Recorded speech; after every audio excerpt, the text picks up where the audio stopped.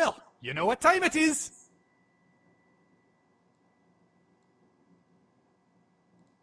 All right, everybody, welcome to our Saturday Live. So we're gonna be doing a little bit of different things this week. So what I'm gonna do is we normally do our Saturday Lives at 1 p.m. Central. You guys are here for that right now. What we're adding though, and this is for members only. So if you wanna become a member, hit that join button down below. Usually underneath the video, usually a white button or sometimes red that says join. Hit that join button so you guys don't miss out on our full throttle after show that follows this. So in there, I'm going to go into things a little bit deeper. I'm going to explore different topics. I'm also going to elaborate on things that I don't cover in my main stream. So if you guys really want to join, make sure you guys hit that so you guys get the extra benefits. You can get in as low as $2 a month, which is very affordable. We also have other packages that give you discounts for when we get our merch store setups, things like that. So we do have that going and coming up in the future as well. Guys, I've got a lot of announcements to do today, so we're gonna get into the announcements here shortly. I'm just switching up a few things for you guys. All right. Awesome, awesome, awesome. Mods, don't forget to check in. I'd like to know when my mods are in.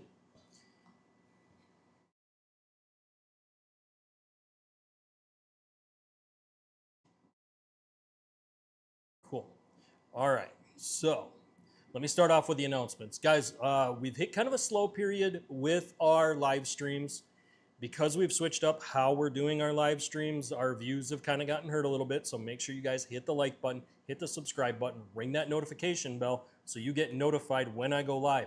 Also, I drop about 4 clips a week with a teaser. So if you guys want to make sure you're getting those, make sure you guys hit that bell icon, make sure you guys set your notifications.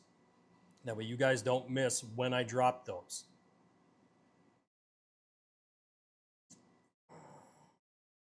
Just checking a few more things for you guys before we start rolling into it.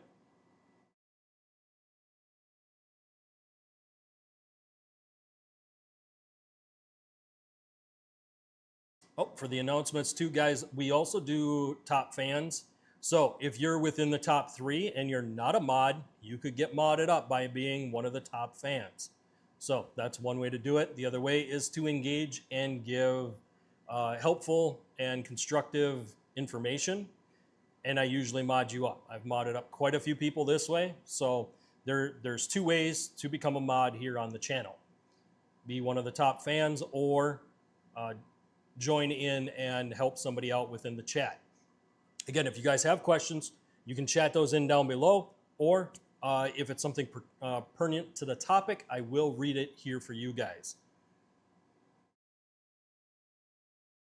Just looking to make sure everything is good to go. I've got my news topics already set, guys, so we will be doing news at the end of installing the headlights.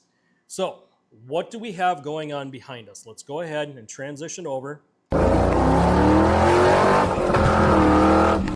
All right, so what we have is our Honda project. Our Honda project is winding near its end. What we have left to do is the headlights. We are doing an upgrade on that. I'll cover that in just a bit. We're also going to charge the AC system in here.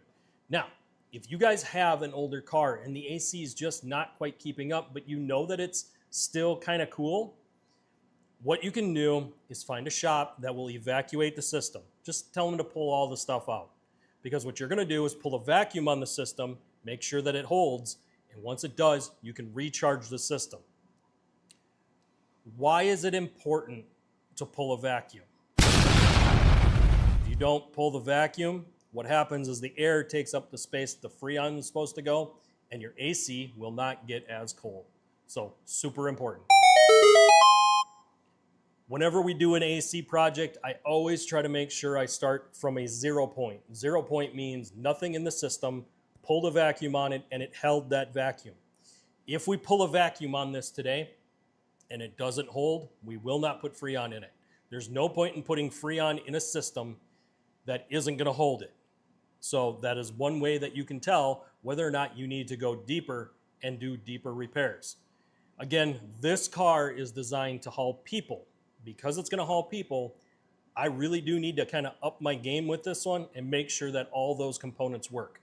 AC in a hot car in the summertime is, or not having AC in a hot car in the summertime is not a good thing if you're hauling people around. Also, if you're hauling anything that needs to stay somewhat cold. They're going to use this for two really different options. And I still haven't talked to the owner yet, but my plan is to talk to the owner and find out exactly what's his plans with the car. Some of it was they wanted to use it for like an Uber Eats type deal, but they also want to use it to help families move from place to place, like to get to work or to go get groceries or something like that. So kind of like a ride share program. In order to do that, this car does need to have AC. So we are going to get into that yet today too. But now that I've kind of explained the project, still checking to see if any of my mods are in. So far, none of my mods are in. Okay. Check a couple of things quick, and then I'm going to move the project.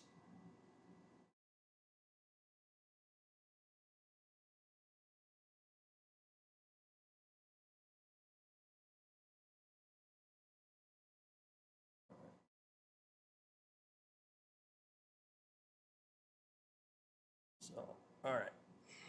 Just had to check to make sure everything was firing on all cylinders here. All right, so what we're gonna do is we're gonna go ahead and transition in. I'm gonna start taking this thing apart to get these headlights out. Why are we doing these headlights? Let's cover that real quick. I could have done this video one of two ways. I chose the one way because it was better than the other. So, we could have polished these headlights out. We could have sanded them down, polished them out, brought it back to somewhat good. But here's the thing, that doesn't last. The reason that sanding them and polishing them up doesn't work is because over time they start to go bad again really quickly. It is actually better to replace the lens and to put a new headlight in it than it is to try to work with the old ones that are in here. The best way to do it is to find these headlights online, swap them out. This also gives us the opportunity to upgrade the lights to an LED style light. That LED will give us a much better vision at night, which is what you really want. Whenever you drive at night, visibility is the most important factor. And if you can't see, it's not safe to drive. When you get headlights that are this fogged out, your visibility shrinks at least in half, if not more. That is way, way, way too risky. Driving with headlights that are that bad will get you into an accident, especially if you're in an area where you already have poor light. A good example of this is when you're outside of a major metropolitan area and you're driving on a back road. If you don't have good headlights and a deer comes up out of the ditch, you might have not have seen that deer because your headlights were all fogged out like these. So replacing the headlights can help you see that animal. The animal doesn't have lights on it. The animal has no markings on it. You don't see it until your headlights hit it. And that's why it's important to have good working headlights. All right, that being said, let's dive into this project right now. Let's get this one cover off, and then we'll look at where the bolts are. There's a few mounting points. And I will cover those mounting points here with you shortly.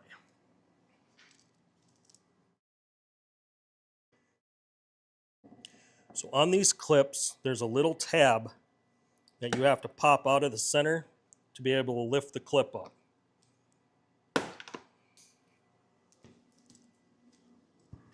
Here's what these clips look like. Okay? This little center piece here pops up. You pull this up and then you can pull the whole clip out. I do have extra, so if I break them, I'm not super concerned. I got more, not a big deal. You always want to have the clips ready when you do a project like this because you have no idea what kind of shape these clips are in. And this one already somewhat broke on the head of it. So it's a good thing we have those clips.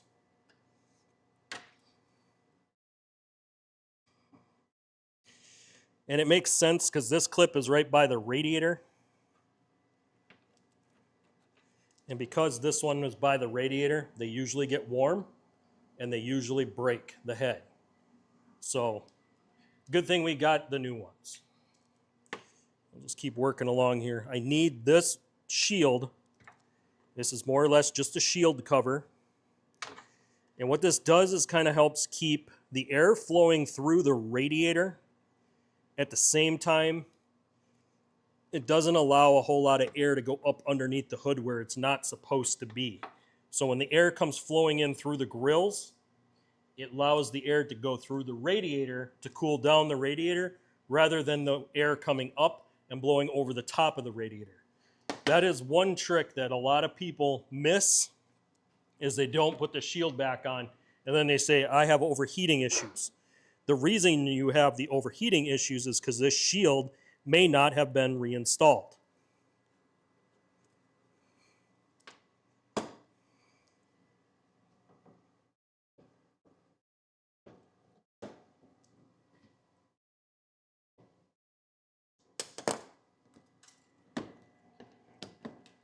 Okay, we got another one that broke, not a big deal.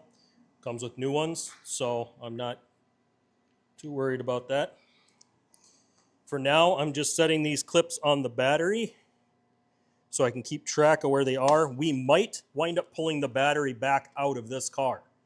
So when I was looking at this, one of the bolts that I need to access, I need to come in from the engine bay in order to get in there and get the one bolt out. There's going to be one up here, and one up underneath this bumper. This one underneath the bumper is going to be the hardest because I can't go through the fender in order to access this one. And I can't come up from underneath without taking a lot of things apart. That might wind up happening. I might not have a choice. We may have to go in that way. I won't know until we get there. One thing I'm kind of hoping is that I can pull this bumper apart and I can come in from underneath this way rather than having to go all the way from underneath the car. But if we got to go from all the way underneath, we will.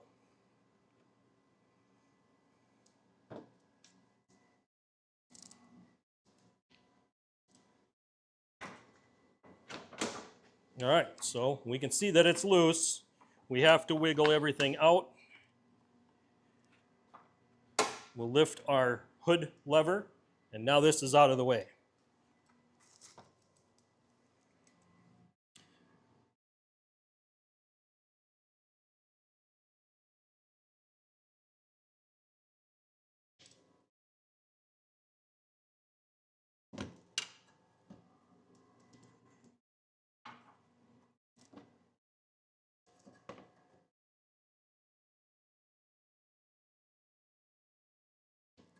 All right, what I'm looking for is how the bumper is attached. It looks like there's a metal clip that's holding the front bumper on. What I'm trying to do is see if I can get this loose and get it pulled back.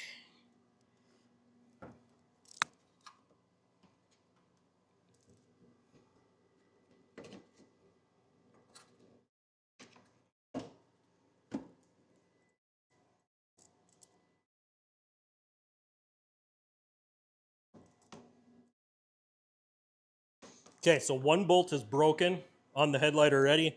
It's the one that goes right here. So there's going to be one bolt here and one here that hold this headlight into place. There's going to be one that we have to access by going through here, and then there's this one underneath. Allow me to get the headlight and I'll show you guys exactly what I'm talking about.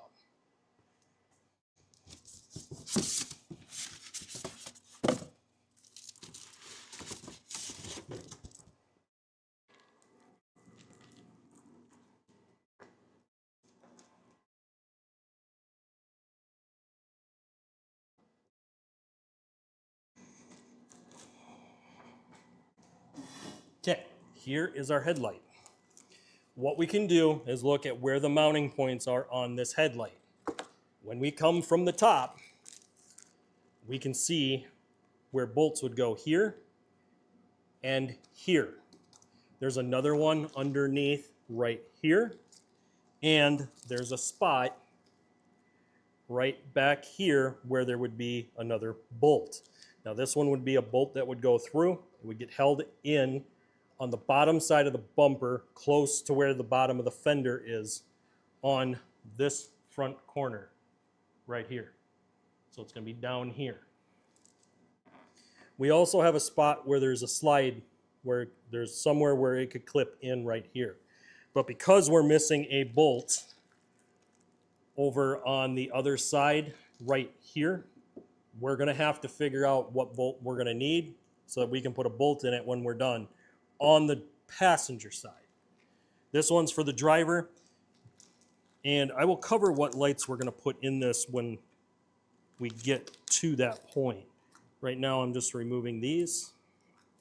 These are just plastic covers that they put on it to keep dust out of it in case it sits on a shelf for a while. So this way the inside of the light stays nice and clean. But those are our 4 mounting points. Now sometimes you will have a mounting point up here on the top corner. This one does not have one there. It has it down here and here. These are the 2 main mounting points by my fingers. These 2 on the corner just hold this light and the bumper together. So it's kind of a holding point.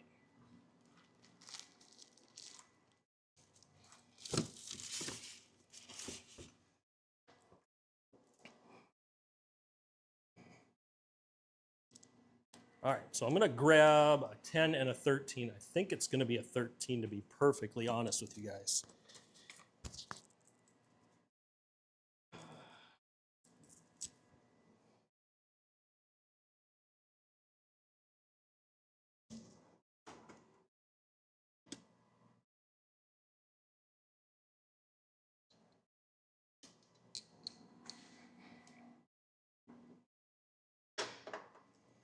Oh, 10 millimeter it is.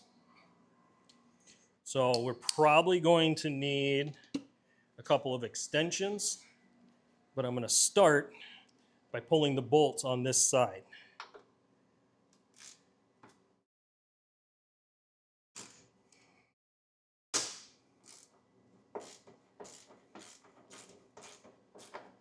Okay, these that are in these lights are very delicate.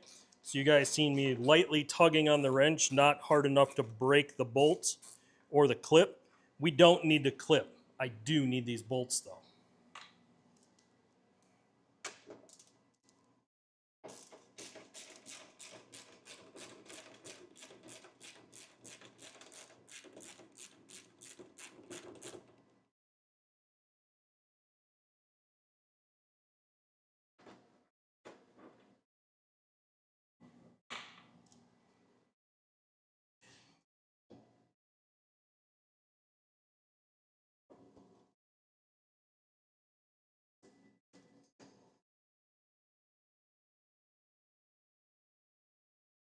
What I'm doing now is trying to feel where that clip is, where that last bolt is hiding.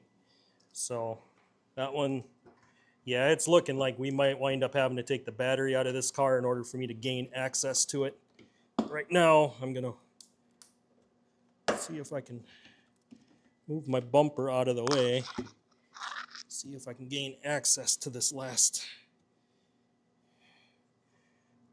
Okay, so this one is hidden, guys. Let me bring you around and show you guys what I'm talking about. So remember, I said there was 2 bolts down here. One is hiding right underneath here. So here's our plastic piece. There's one right underneath that we have to access. I know it's dark in there, guys, but that's where we have to access those.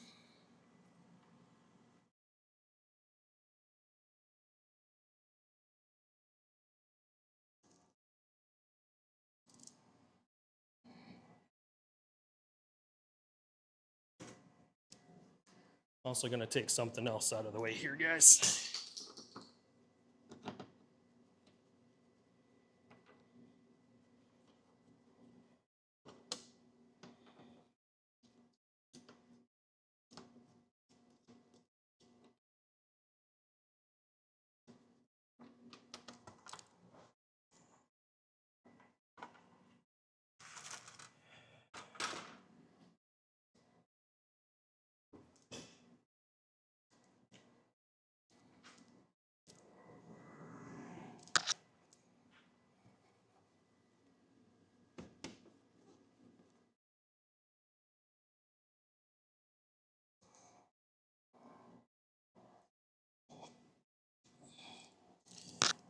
All right, so I do have some big announcements, guys, coming up in this stream.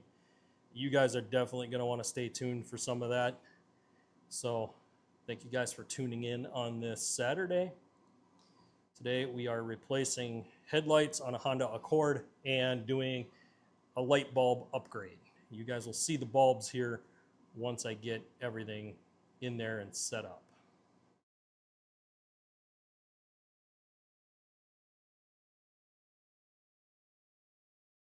All right.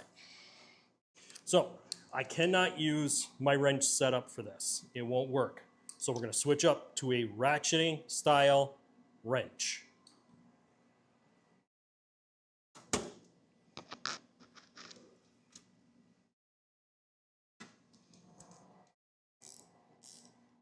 All right, tools like this are very useful because what this allows us to do is to get in there underneath and we can wrench it back and forth and get that bolt out. The only thing we have to watch out for is that we don't snap anything off. We are trying to save the bolts. We don't care about the holder pieces that they're in, but we do need the bolts out. So we're going to try to do our best to kind of keep those from going bad. Let's see here.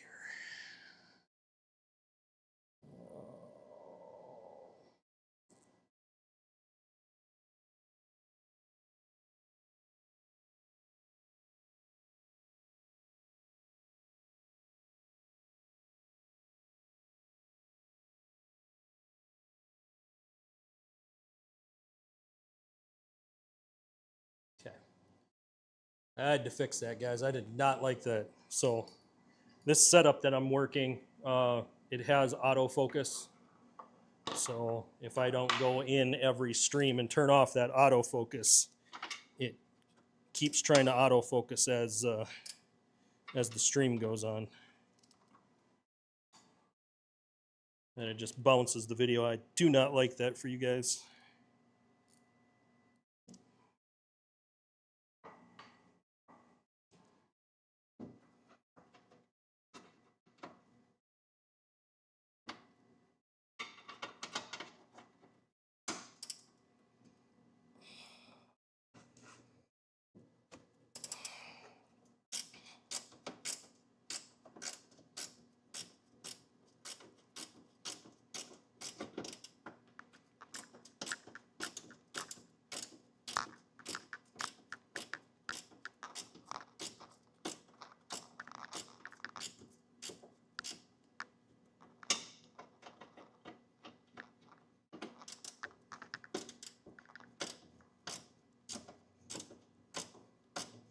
This bolt that I'm taking out right now, guys, there's going to be a trick to put this bolt back in, and I will show you guys that trick when we go to put the new headlight in, because this one's going to be a little bit difficult to do because of where this bolt is located.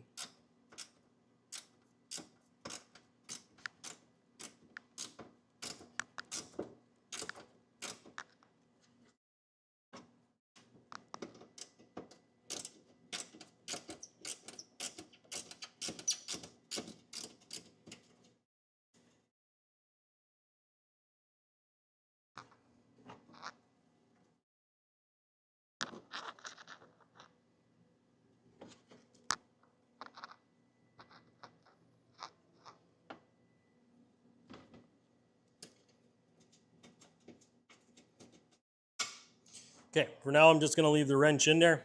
This might be something where I have to do one side at a time, because I might have to leave a wrench up underneath so that when I pull this headlight out, I'm able to put the new one in and then I run that bolt in first. So that might be the process that we have to do. Looking at this, I am going to have to pull my battery, so I'm just going to go ahead and take my clips off that I had on my battery. This was for that shield.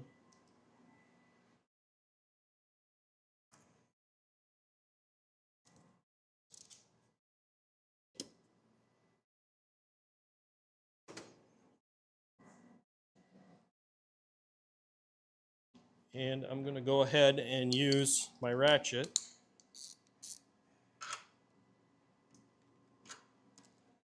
Is a 10.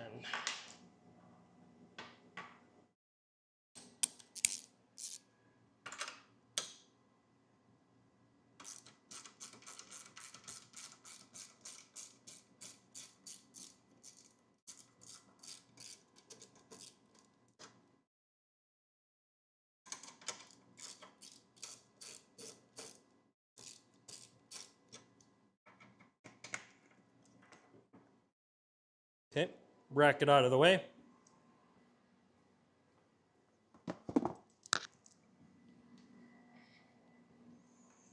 And I'm going to check to see if it's a 10 for this as well. I'm thinking that it is.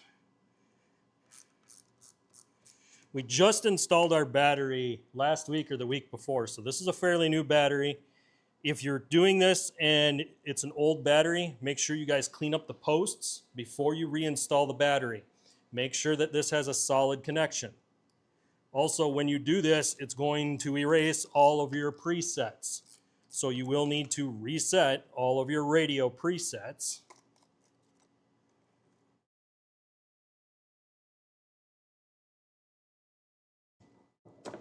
And there's a trick with batteries, guys.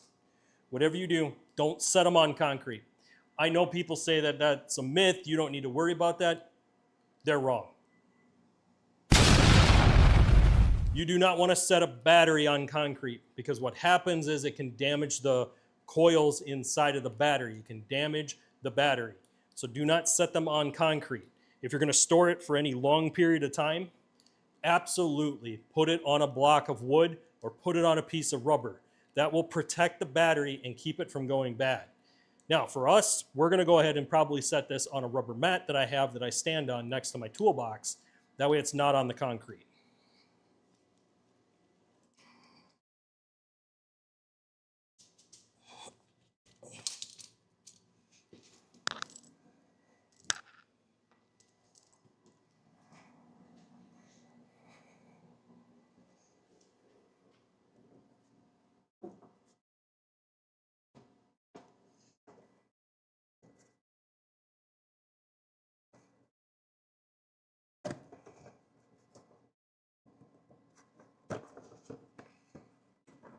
Next, I want to pull the battery tray. I want that out of the way.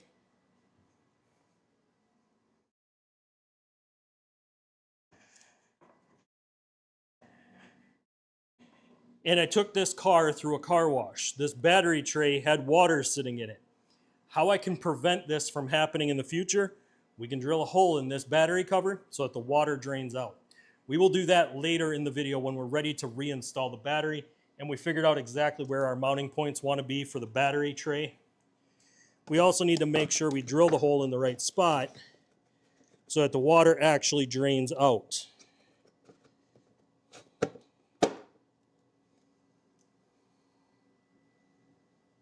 So what I might even do is leave the tray in there, put a level on it, find out where it needs to be. We'll drill it in the lowest point.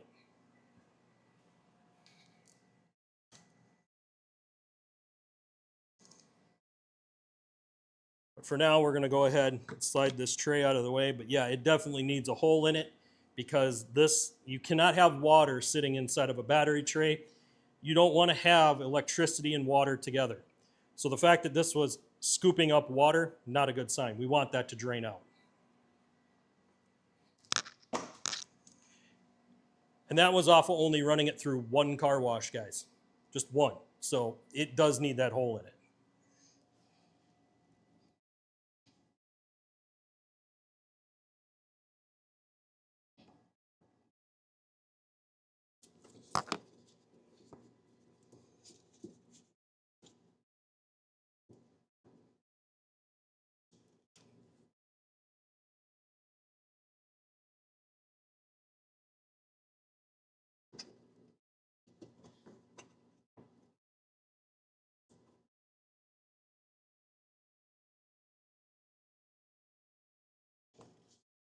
Okay, I found out where it is. I'm going to need a long extension.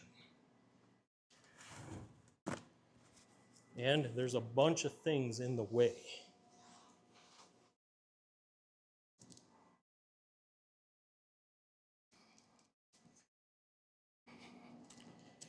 Very slow day for chats today, guys. And I do not have any of my mods in today. It's kind of a shame. I might have to look at my mod situation and see which mods are going to engage on a daily basis or weekly. So I'm gonna have to look into that, guys. But yeah, I got nothing going on as far as mod activity at all.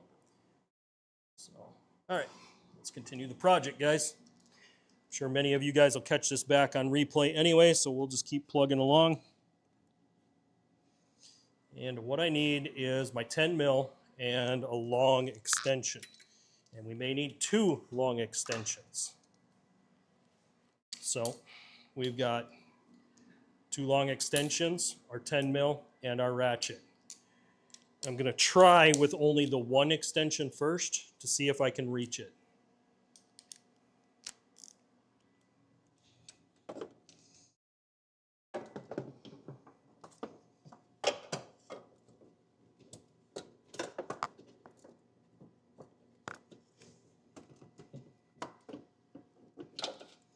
Okay, I could reach it, but I don't have room to turn it. So we're going to add the second ratchet on, or extension. So right now we've got a total of probably an 8-inch extension and probably a 5-inch. So that's what we've got in order to get in here.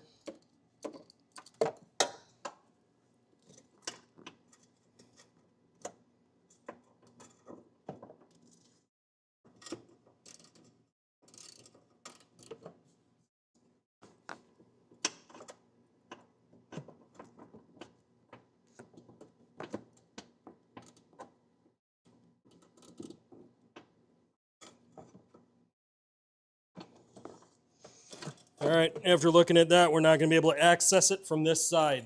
So what it is there's a metal bracket that comes off the fender. The bolt is ran through from this side, and the nut is on the back side of this metal bracket. So we have to access it from the fender side, meaning that I have to take this fender loose, pull this out in order to give me access. In order to do that, I need to figure out where the mounting points are and get all of those bolts out. So we're going to have to do this on both sides, guys. Realistically, what you're looking at is you almost have to pull the whole front bumper. And many new cars are like this. In order to access where the lights are, especially if you're going to take them out, oftentimes you're pulling the whole front bumper cover. That's exactly what we have going here. So before I get too carried away, I'm going to look and see if there's any other possible way to get in there.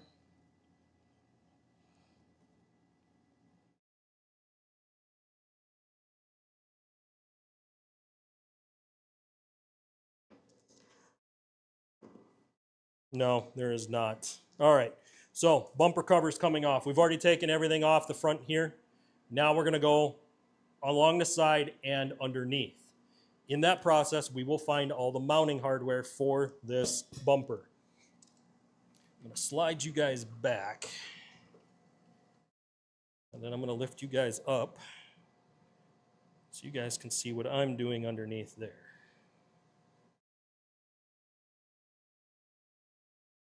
Okay, so what we're gonna do is start here and work our way trying to get all of our hardware loose. There's probably gonna be some Phillips screws in there, and there's going to be some 10mm bolts. We're going to need to get all of it out in order to gain access to this headlight.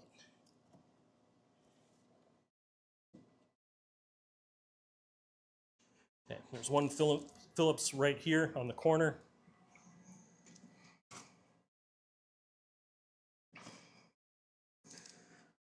Some of this, guys, we try to take apart as little as possible so we don't have to complicate the project any more than what it already is. Sometimes you do have to take quite a bit apart, including wheel liners, just to gain access here. So I'm trying to simplify the project as much as I can. All right, so I've got a 10mm underneath here. I've got one here, and I've got one right here. I need to take these 3 out so I can pull this bumper to the side to reach my hand in here. Where I need to access that bolt is right here. I have to get in there to get this one out.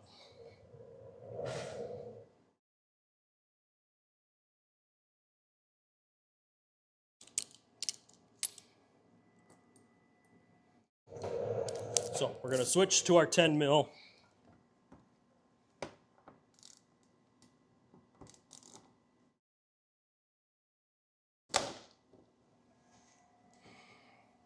We're going to be putting some hardware in, guys. We just snapped one of them off. And I got a feeling when I pull the other two, they're going to do the same thing. So we are not going to want to try to pull all of the bolts out of this front bumper just because of the amount of rust. I'll show you guys what happened here. This happens. Sometimes we have hardware break. It's not the end of the world, but we shouldn't waste a whole lot of time with it. But here's what happened. It snapped clean off.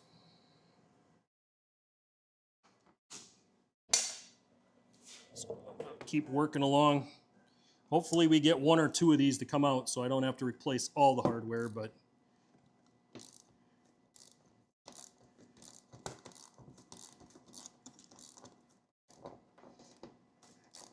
so with the headlights and AC today, guys, we're not finished with this project. We will have one more week that we are doing brakes on this car, and then after that, we're pretty much done. And I will see if I can get the owner to come in and talk about the car and what he's planning on doing with it, kind of their plans.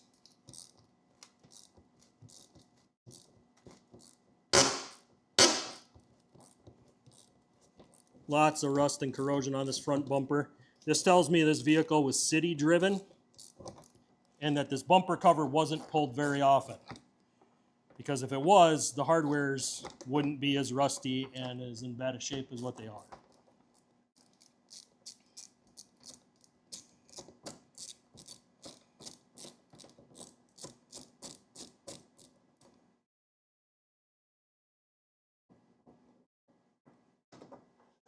Okay, here's what that bolt should look like. And you guys can already see just how thin that bolt is getting down here by my fingers.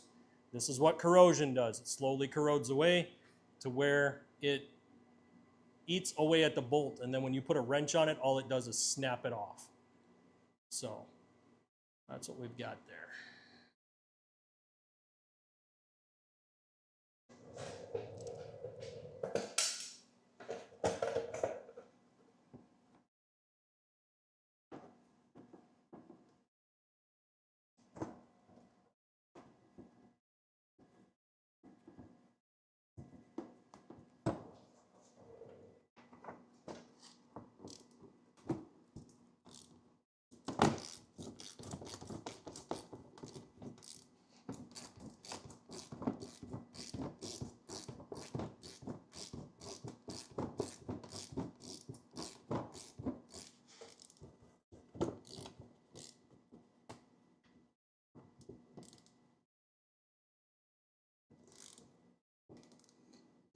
Okay, that bolt was broke.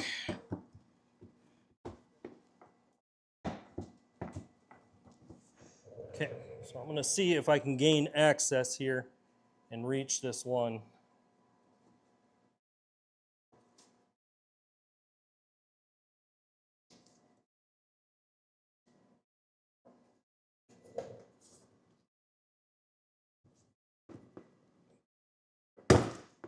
Okay. That gave me the room I needed right there. So this one does have a bracket on it, guys, that we're going to have to transfer the bracket over. I'm just looking at this now. There's a metal bracket that holds our bumper cover on. This is why we have to sometimes take things slow and not rush our process.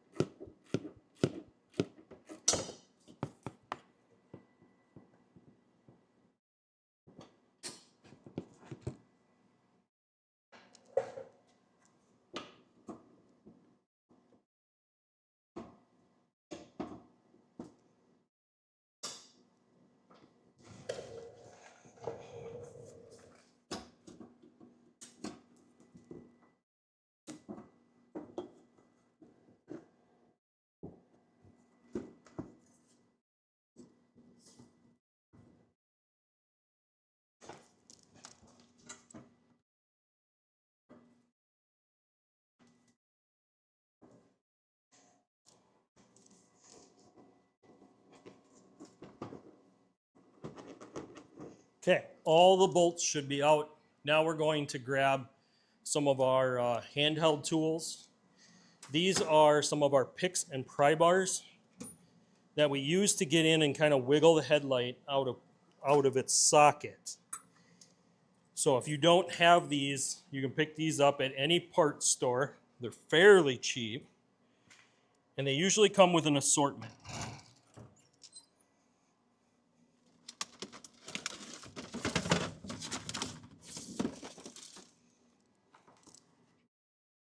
So here's the kit that I'm talking about. You can get these at Harbor Freight or anywhere.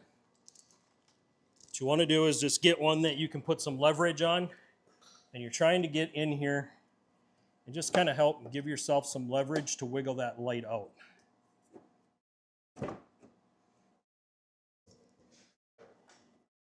Now we still might have one piece of hardware that's holding on that I don't know where it's at. And what we can do is always go back to the stock headlight and see if there was somewhere where we didn't get a bolt out.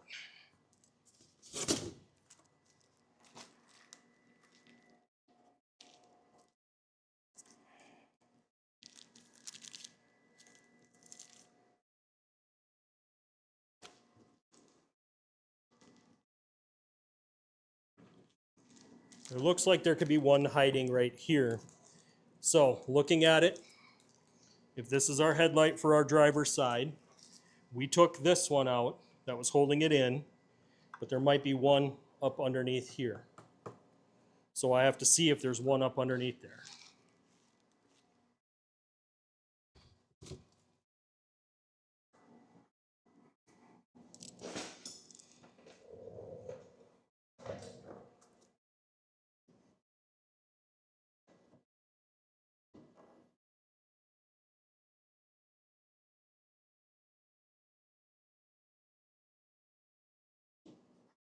That feels like the wire harness.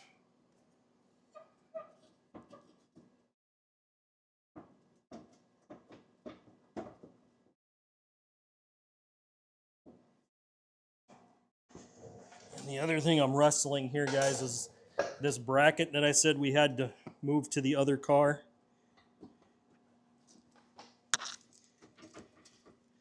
This bracket seems to be in the way.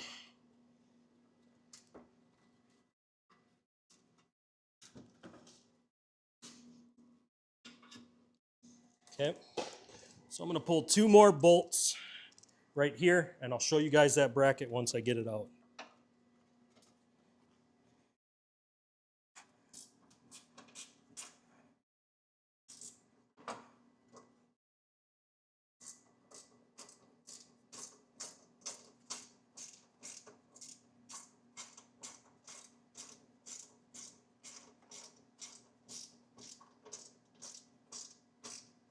This would explain why the one bolt was really hard to remove, because they actually want you to take it apart from here. And I'll show you guys that in just a second.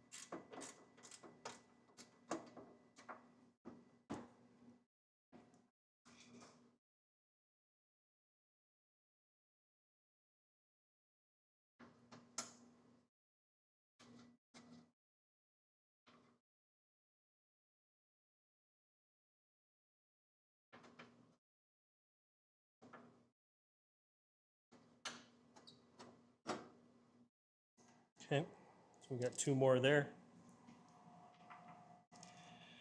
Now this bracket should come out.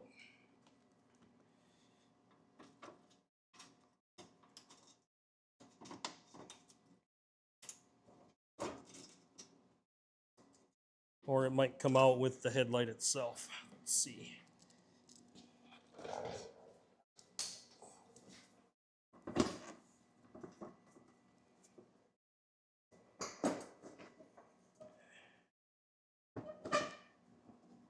Good sign we got the headlight to move. Now we got to wiggle it out of here.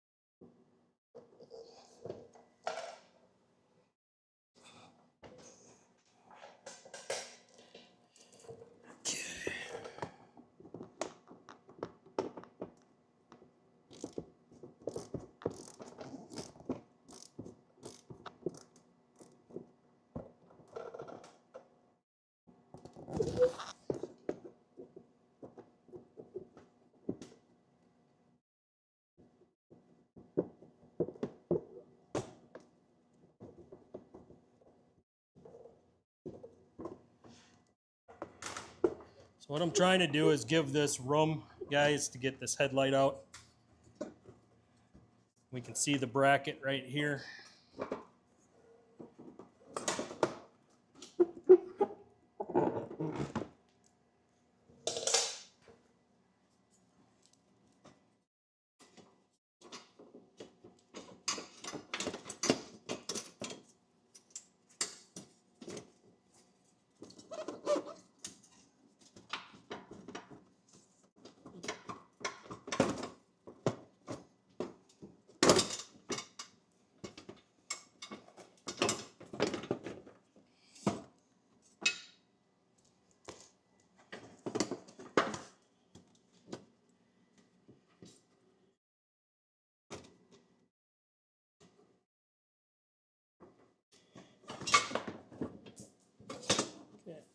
There's our bracket.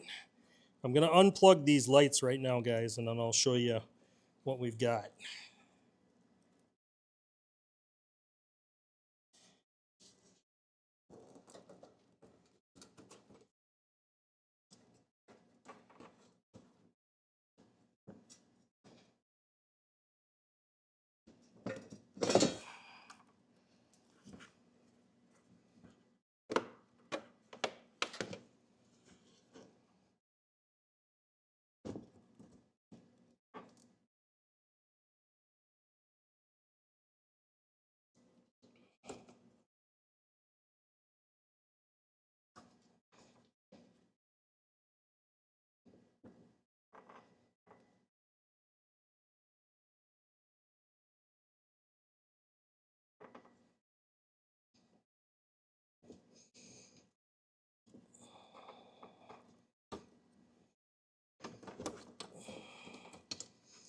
All right, there's always one that fights you guys.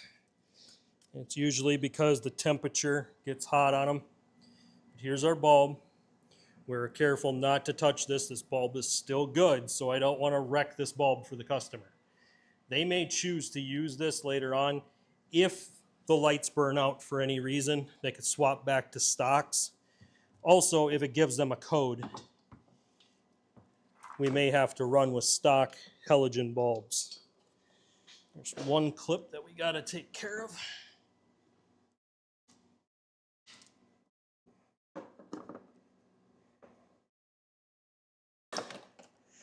Okay, so here's our old headlight. You guys can see how fogged out this is compared to the new one. The new one even has a sheet of plastic on it, and it's got a lot more clarity to it than this light does.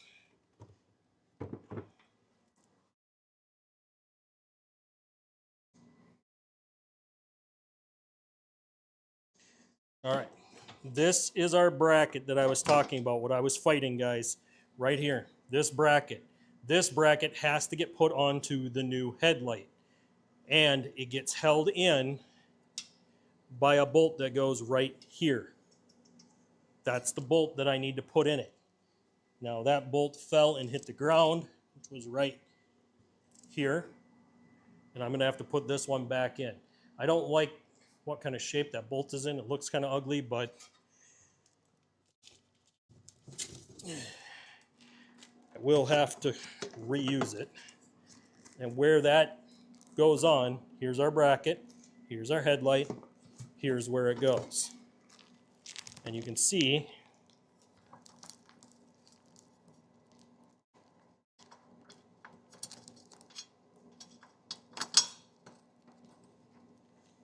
right there where that bolt goes in.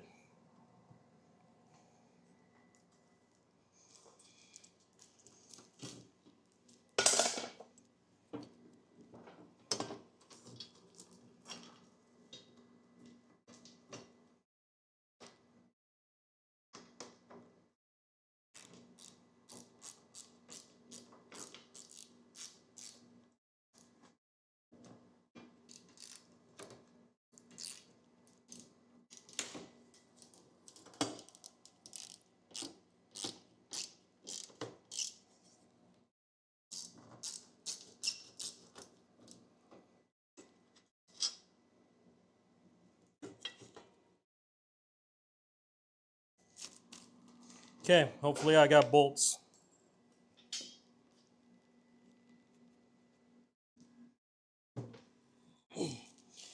I'm looking at my clip right now, and my stock hardware is not jiving with my new hardware. It seems like they're just slightly too big.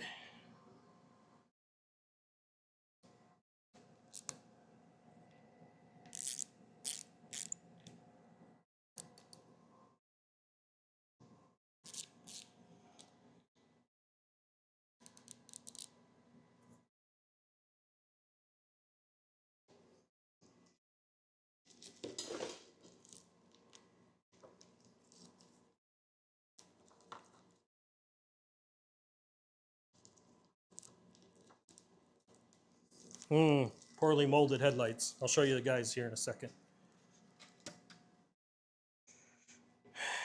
So, with aftermarket headlights, they're not going to be perfect. They're not going to be perfect because they don't mold them exactly to stock. So what we had here is we had a tab that was sticking up, and it wouldn't let me put the bracket on because it was holding the bracket away from the headlight. So let's try this again with our bracket.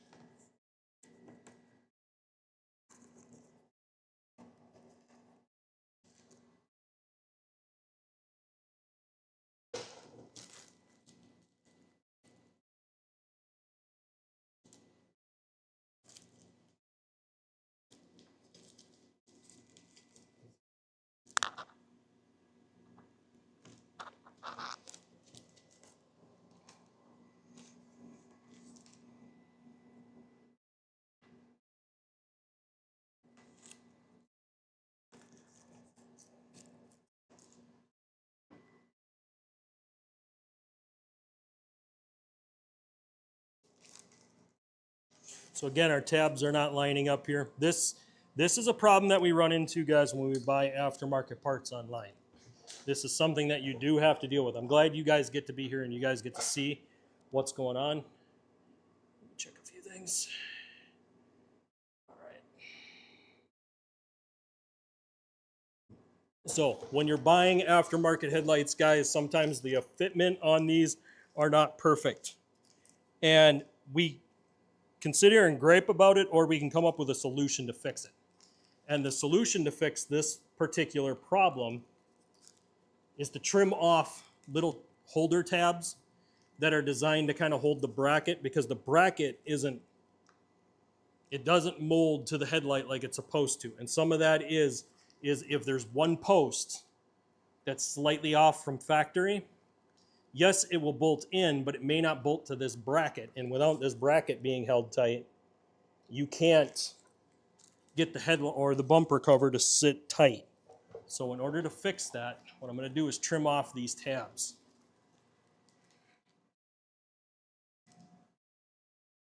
And sometimes it'll just be one of them that'll have this problem. Sometimes it'll be both headlights. When it's both, we just deal with it. Again, all we do is just trim off those tabs. Trying not to slice ourselves in the process.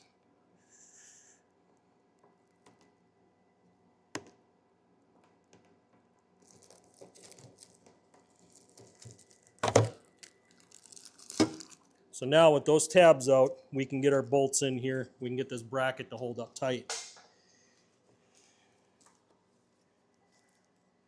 Now, most people would just go ahead and slide this in.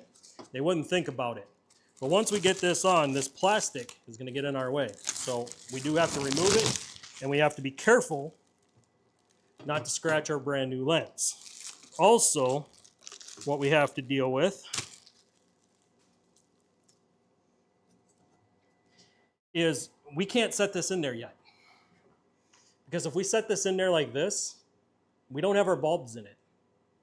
Without our bulbs, we'll take it all back apart just to put our bulbs back in it. So let's do that real quick.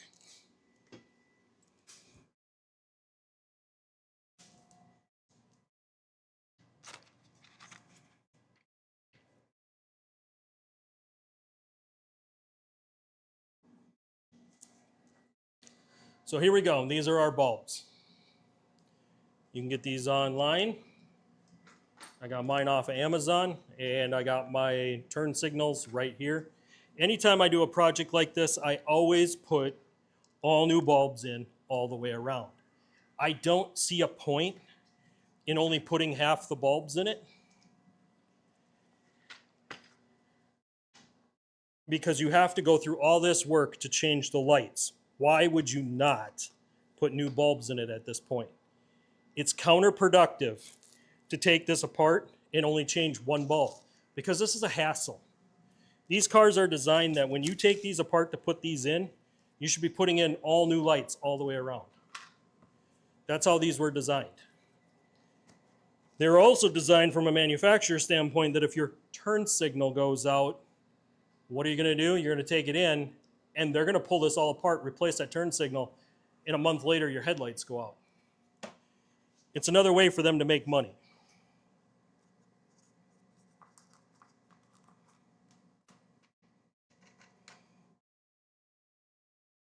All right, everybody, here's the kit. It comes with 2 sets of both 9005s and 9006s. You get both of them. They give you a pair of gloves. The reason you use these gloves is if you touch anywhere that's important, you can leave residue on it and it will knock the new bulbs out. This is a really, really super important part. When they give you the gloves, use the gloves. They're not going to fit very good, but what they're designed to do is to keep you from touching any spot or getting oil on any spot that you can't have the oil residue. So that's what these are for.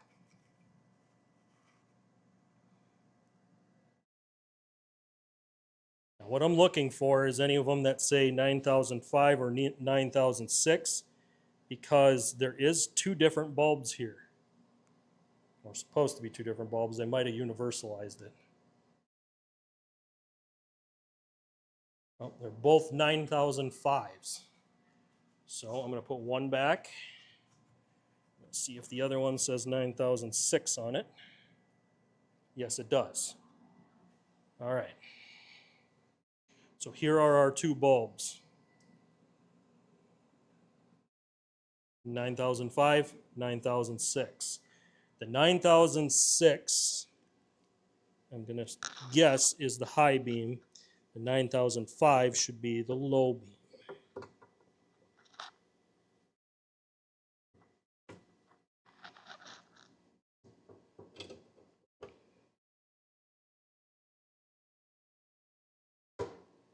Okay, I twist them into place. I make sure that they snap in. I don't want these loose, so make sure they snap in. This is the first time you guys checking out a live stream of mine. Make sure you guys leave a like. Make sure you guys subscribe. We do this every Saturday at 1 p.m. Central.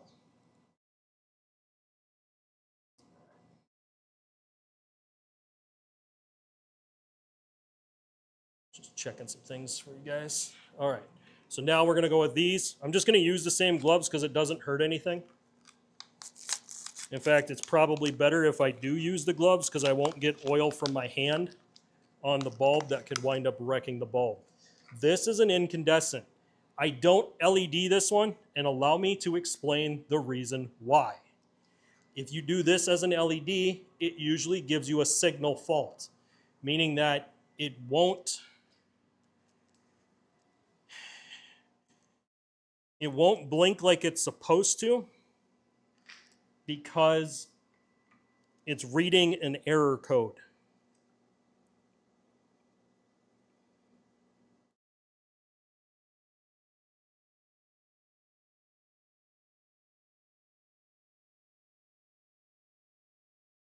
Okay.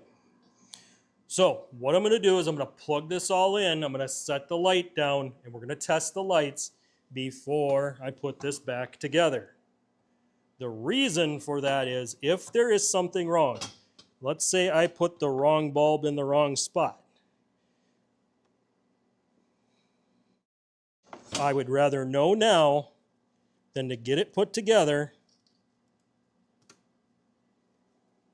and then find out I got to take it all back apart because something went wrong. So now that we have everything connected, I'm going to set this down and we're going to turn the lights on. This is the most important part whenever doing an LED upgrade, is make sure you turn on all the lights.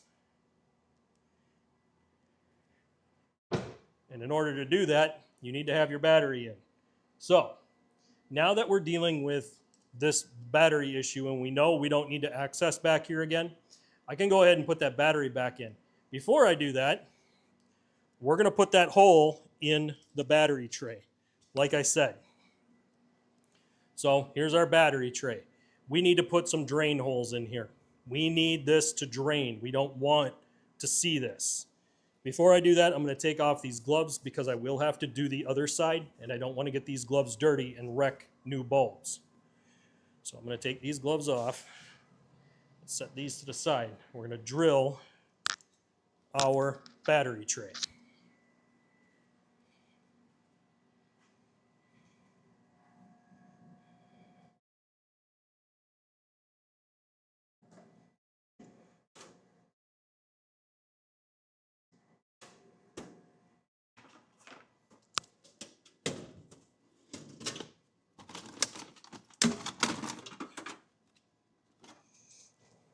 For drilling plastic, you don't need super sharp battery or super sharp drill bits.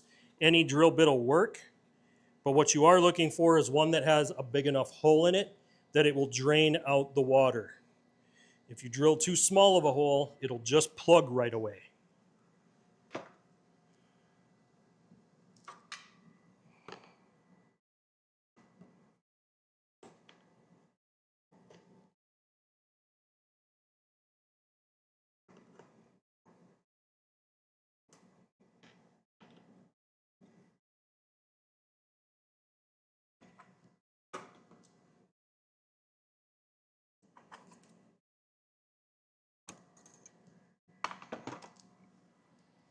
Okay, I'm opting for a quarter size drill bit, quarter size hole, and it should be good. I'm going to drill it in a few corners.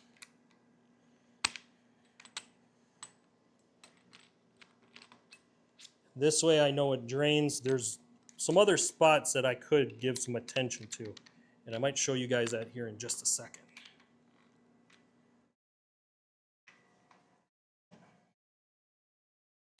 So on this tray, there's some small little divot holes. Those divot holes are meant to keep the battery in place, to keep it from shifting around. It could get water built up in those small little drain holes. So if I think I can drill those out without wrecking the backside, I will. Otherwise, I'm just going to drill probably 3 holes or 4 holes, 1 in each corner.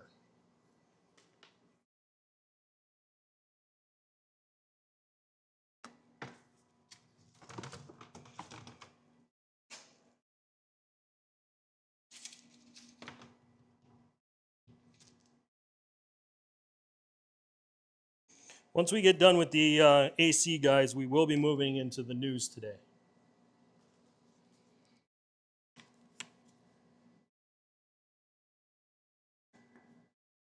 Okay. So now that I got my drill bit set up, I'm just going to poke a hole in each corner of the tray.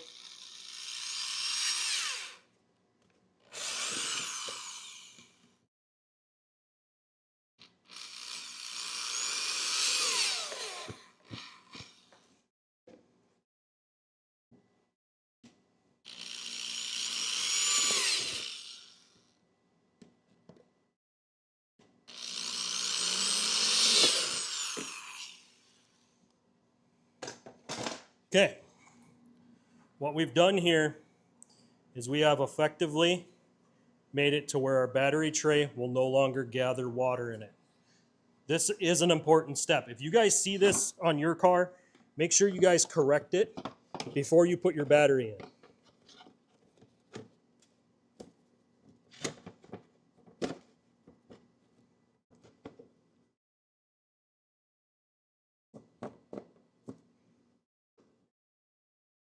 All right, I got that. Now I can set my battery in.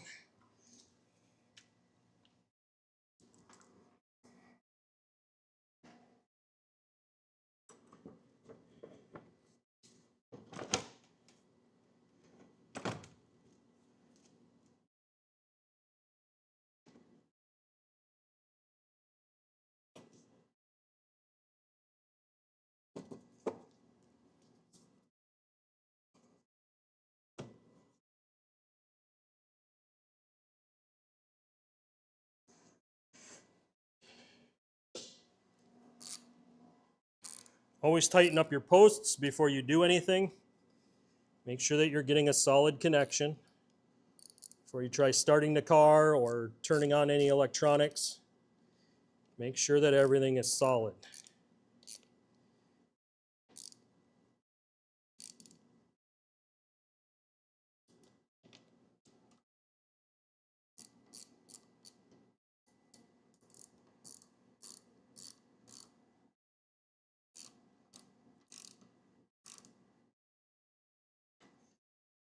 Okay, so now that that's in, the only thing left to put the hold down in, I'm going to wait on the hold down just in case I do have to pull it for any reason. All right, so we have our lights on right now, and we can see how much brighter these are. These are crazy bright. The customer is absolutely going to love these.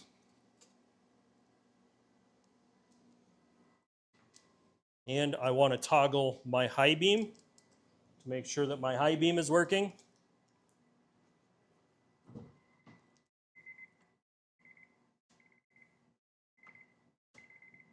So there's my high beams.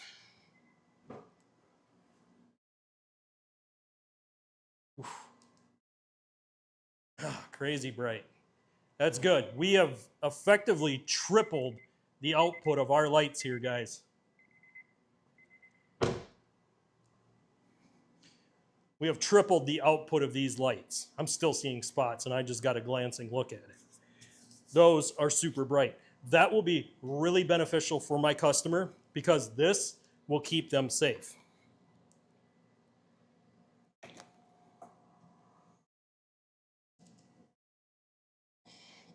Let me do this quick.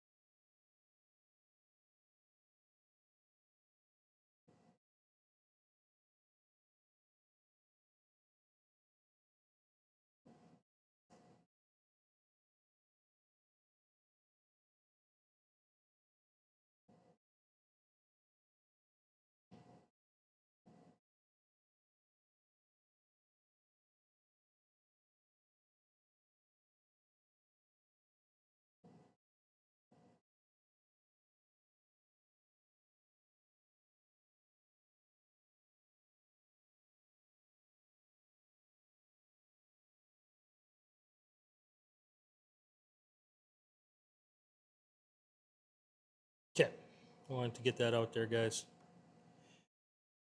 All right. Bill, good to have you. Oh, yeah. I started at 1. If you didn't get the notification, that is not good news because I put this stream out a while ago. In fact, I actually put this stream up. I put this stream up before I did my other one. Just to let you know, Bill, I am doing members only videos. So today I'm going to be launching the Full Throttle After Show. This comes after we finish our main video, but today we're working on headlights and we're charging the AC on this car. Next week we're going to get into the brakes, guys. The customer wants these brakes done because they're going to be using this thing in traffic, so they really want to have it 100%. So that's why we're doing a whole lot of extra stuff. But yes, good to have you in here, Bill. Check a few more things. Awesome. Chat as much as you want, Bill, or throw up any wrenches. Hopefully we'll get some more people coming in today and get the engagement up. But now we have these headlights. We do know that they work. There's one thing I want to check, because when I put these bulbs in, I didn't verify which one was the 9005 and which one was the 9006. I really don't want to mess that up, and it seems like the plugs are exactly the same. So in order to prevent having issues, I'm going to grab my old headlight, and I'm going to verify which one is which.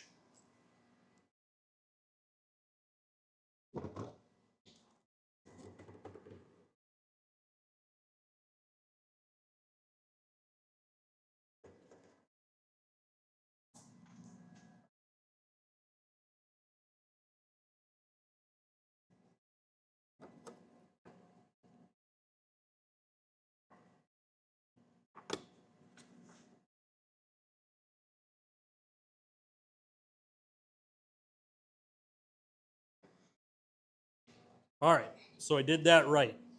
9005 is in here. This is my high beam. 9006 is my low beam and driving light. You always want to verify if you ever question your light when you put it in. Always go off of your old one if your lights were working, and make sure you got them in the right order. So I'm just double checking. Yep. Now we're ready to go ahead and slide these lights back up into place.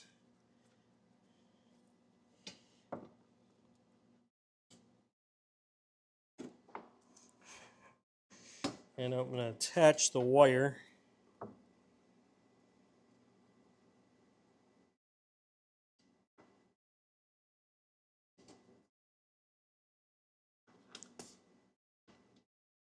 Okay.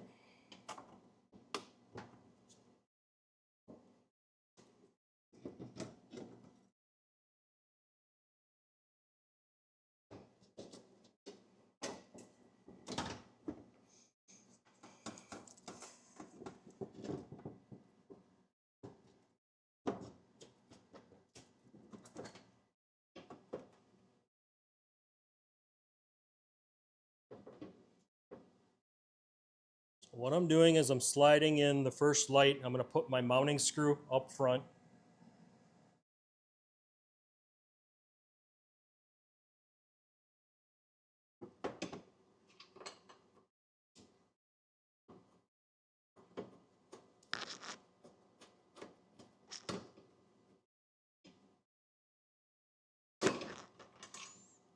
Okay, so that does not want to stay yet.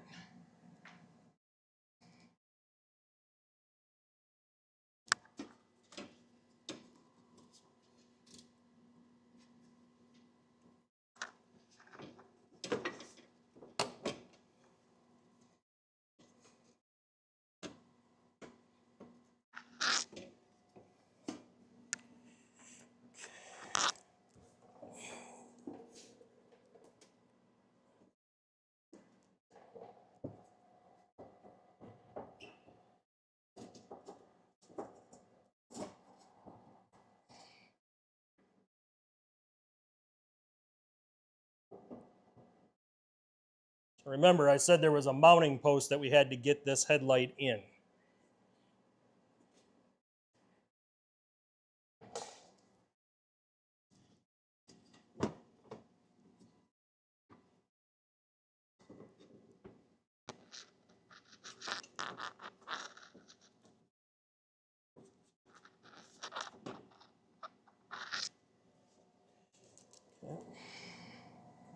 Let's try this one again.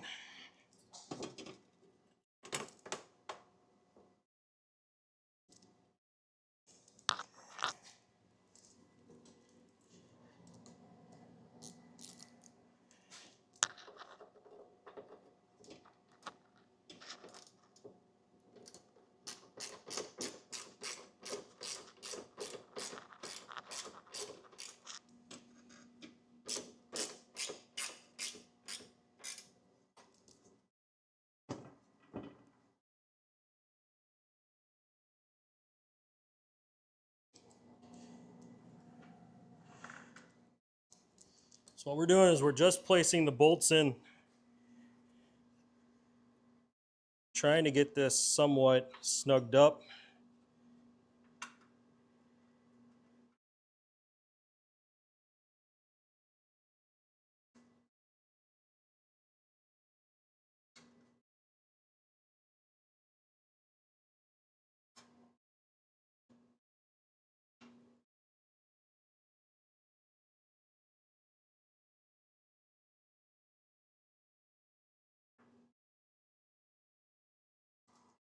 Okay.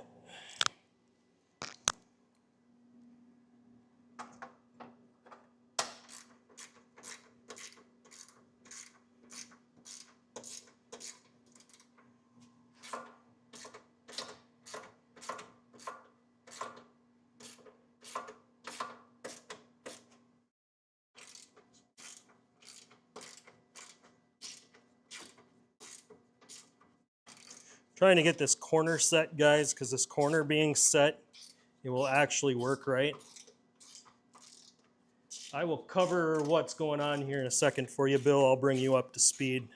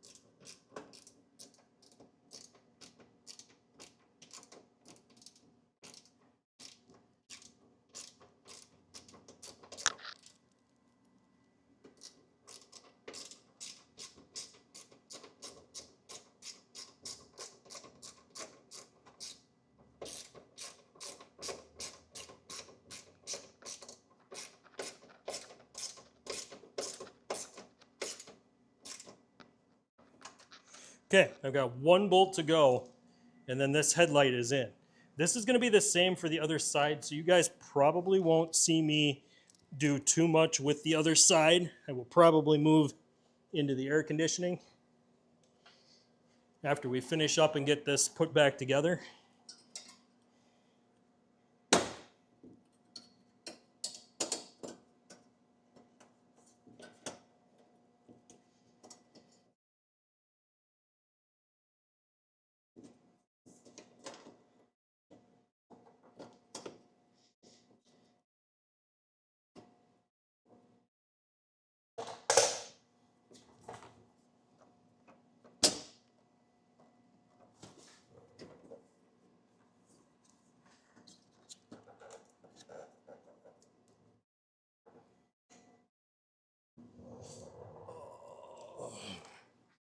I've got one spot that's fighting me on the headlight here, guys.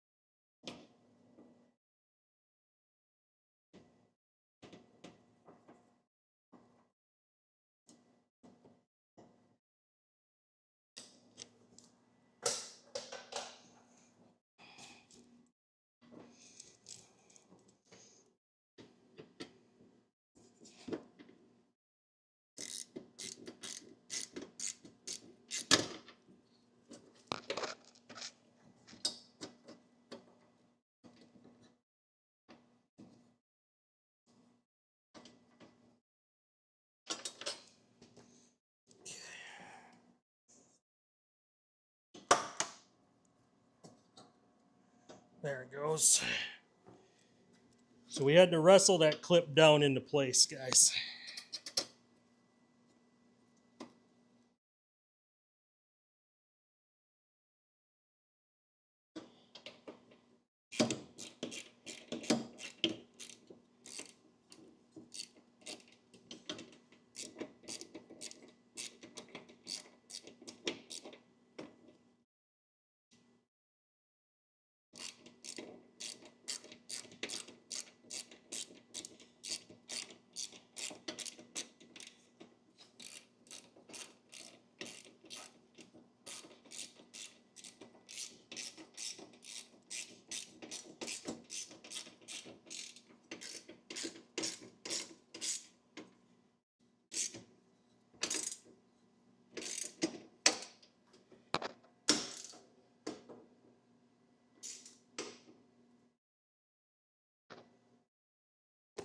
Okay, headlight is in and done. I'm going to move some things around here and we will do a quick little recap for you guys. Anytime we have a big project like this, I like to recap it just in case somebody drops in while we are streaming. And it kind of helps with the process for you guys to figure out what's going on if I do a quick recap. So awesome. These are starting to come up. Awesome. That's great. Yeah, Bill, I don't know what happened. Bill, let me know if you're still in here by chance. I don't know why you would not have gotten notified. I posted this thing like Thursday morning, which was earlier than I normally do. So just to give you guys kind of an idea how this works. So for any of you guys out there that, awesome, thanks, Bill. So any of you guys that want to be a streamer, let me give you some pro tips here. If you ever want to stream, you have to create the stream so many days ahead of time, at least 24 hours. I created this one almost 48 hours. So maybe I was too far out to where they didn't want to promote it. But how it works is you create the stream ahead of time, you do all the metadata, you do everything, you set it all up. That way when you go live, you're already set. Unfortunately, they didn't push this video out. Maybe it's because of some of my news topics. Maybe it's because of some of my viewpoints on what happened last week in the news towards the tail end when I went a little too hot on the news topics. Either one is a possibility. So we will see how this one goes. The news is going to be a little bit lighter today, guys. We don't have a whole lot of super explosive topics in there, but we do have some that I do want to cover with you guys. So make sure you guys stick around for the news. Let's recap what happened here, guys, and what we're doing, okay? So let's recap this. We just put our headlights in. How we did that is we had to pull our bumper cover, meaning that we had to pull bolts up on this top corner. We had to pull 3 bolts underneath the bumper, and we had to take a screw out of the corner. So we had to take a screw out of that corner. Once we did that, it gave us all the access that we needed for all the bolts. We had one in this upper corner. We had one underneath the hood. We had a bracket underneath, and we had 2 bolts that were hidden here. We also had a mounting bolt on the back side of here. Once we took all of those loose, we were able to pull the headlight out and remove all the clips. With the clips out, we were able to verify which bulbs we needed, where we needed them, and then how to install them. After we did that, we got the new headlight out, plugged in all the new bulbs, and we did a test run. We turned the lights on before we started putting this back together. If you don't verify that the lights work, you could wind up having to go back in and take it all apart. It is super important to do that step. Do not skip it. Always turn your lights on and check it before you put it back together. This applies with any lights you put on a car. And if you're changing it out to LEDs, always try it before you put it back together, because you could have the bulb turned around. On LEDs, that does happen, especially with 194 and 168 bulbs. They're the little peanut bulbs that you would find in license plate lights. If it's turned around and it's backwards, it may not light up. So always verify your bulbs. Once we got the bulbs verified, we were able to start putting things back together. Now, some of our hardware is rusty and corroded. We had 1 or 2 that broke. We had some of the plastic clips that broke. We're going to go ahead and put those new ones in when it comes time to putting the bumper back together. The reason I'm not going to take the other side apart, guys, you already seen me do this one and put it back together. So it's kind of redundant. Why would I double it up? Now, I might do this for somebody that wants to join or that is a member. The member side, you guys are probably going to see me finish this car out. So the members get a bonus little bit. This is something I'm doing new for the channel. You can join for as little as $2 a month. I have packages that go all the way up to $49 a month, I think. Something like that. But you get discounts on merch once we get the merch store up.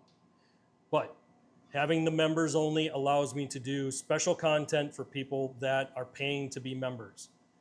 So this is something I'm really trying to roll out with and kind of help boost the channel, get more videos out, get more things for you guys to see.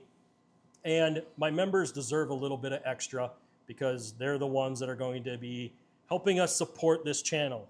When my cameras break or I need a new mouse, guys, I don't run a basic mouse, okay?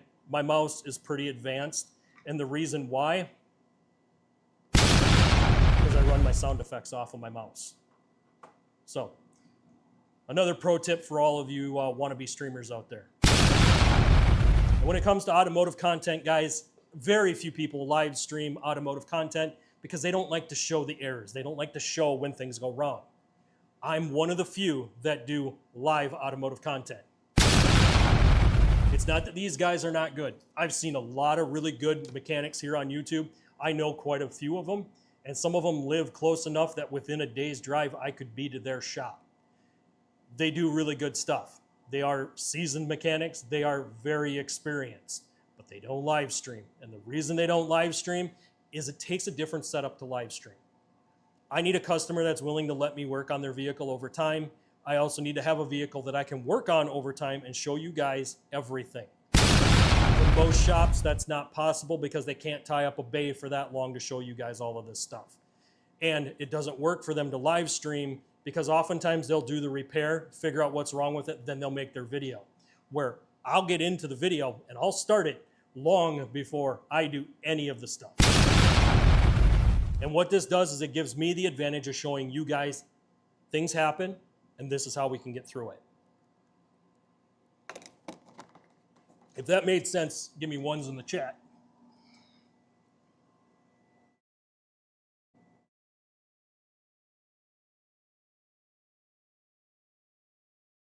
Give me ones in the chat if that makes sense, guys. You're doing that, I'm going to check a few things. Awesome, awesome, Bill. Bill, are you a member of the channel by chance yet? I wasn't sure if you were or not.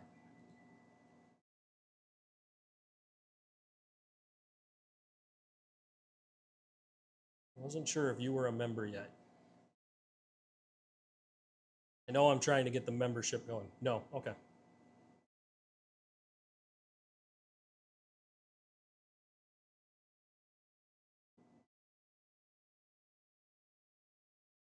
All right. Yeah, I'm looking now, and it looks like P. Norton was the one that was the member so far. Yeah, I want to get more people into that members only area. So yeah, today we're going to be finishing this thing up on the members side. I'm going to do the AC here though with you guys, and then we're going to get into the news. So we got a lot more to go yet. We got a long ways to go yet.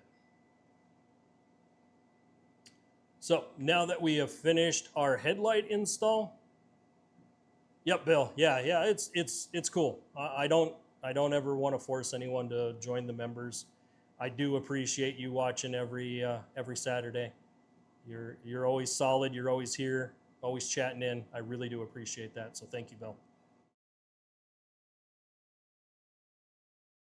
But yeah, I'm trying to roll out with the members area to try to get more content out there and try to push that members area. That's what's going to help us guys build the merch store.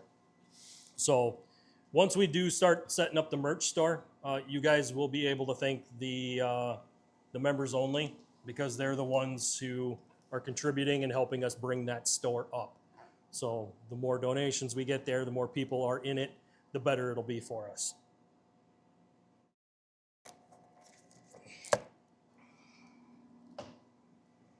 Oh. Awesome. We're looking really good.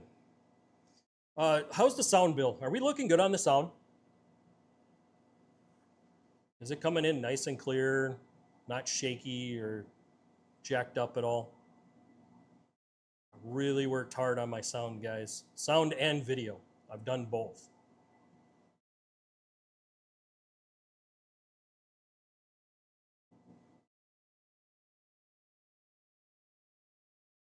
So I want to say like 2 months ago, I started streaming from webcam. We've gone through a lot of bumps, a lot of hiccups, lots of ups and downs to get to this point. And last week we added the mic. You guys can see it right here. I don't want to touch it, it'll make noise. But we added the mic with the filter, and yeah, I want to make sure that the sound is good for you guys.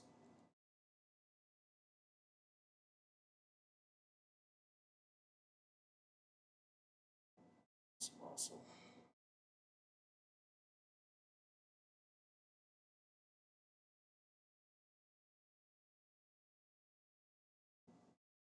Bill is going to be top fan today unless somebody else comes in and starts chatting it up. Bill's already got 75 experience points already for today's stream. Pretty good.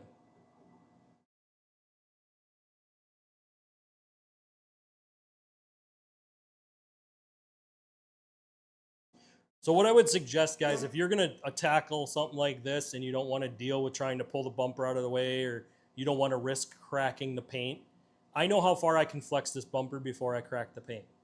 Most people don't know that. So they'll start pushing and pulling on it, and they could wind up breaking something. If you don't want to have that issue, all you have to do is take all of your bolts out and pull the front bumper cover off in one whole piece. This bumper cover will slide off completely once you've taken all the hardware loose. Sometimes that's the better way to do these headlights, is just to completely remove the bumper cover so that you have full access at all of the bolts for the headlight. The reason I chose to do it this way is I know some of my fasteners are all rusty. So rather than me risking breaking them all or having to buy a bunch of plastic pieces that we don't need, I'm choosing to do it this way. Like I said, I know how far I can flex this bumper.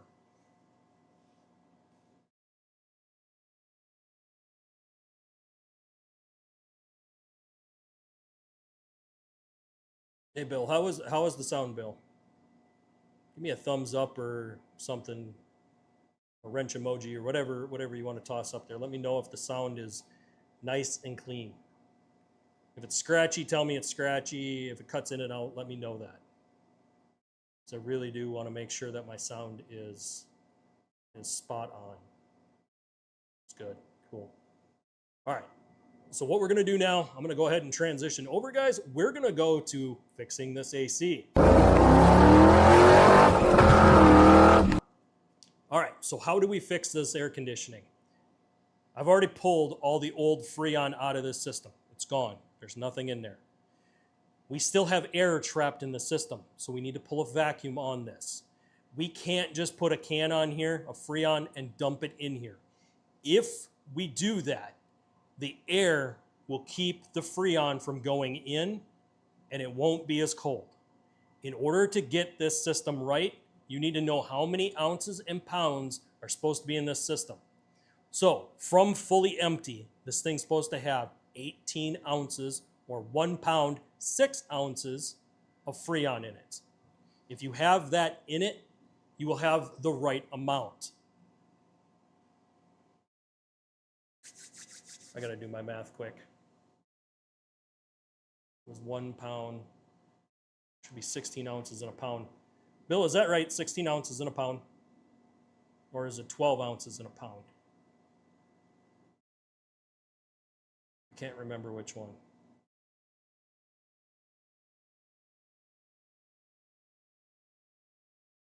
I want to say it's 16 ounces in a pound.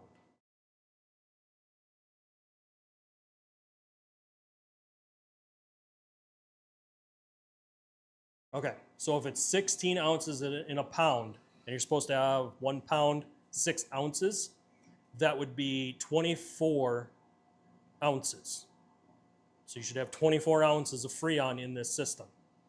If you buy a can with 18, you're going to be short, meaning you're not going to have enough. You're going to need to add, and you don't want to go over, because if you go over, it'll trip the pressure switch. Once it trips the pressure switch, it will not cool the interior. It won't run the compressor, it'll shut the compressor down. So, very valuable piece of info for you guys right there. In order to even start this process, I need to get my pump out, I need to hook up my lines, and hook up everything for it. I have a manifold gauge that I can pull it all down, and I can watch it. The first step that we're going to do. So first step, we're going to go ahead and hook everything up. Step 2, we're going to pull a vacuum. We're going to pull that vacuum for a little bit to make sure that we get it all the way evacuated. Then we're going to close everything off. The reason we do this is to verify we do not have any leaks.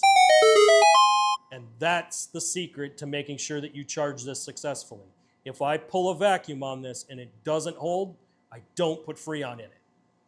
The reason why is once you put Freon in it, you're going to have to evacuate the system to fix it, or it's going to leak out immediately. So let's get our manifold gauges hooked up for you guys. Now these manifold gauges, you can buy these with the pump, or you can buy these separately. I bought mine with my pump, and they're just a basic set of manifold gauges. I only use them to verify that I don't have a leak. That's all I do with these.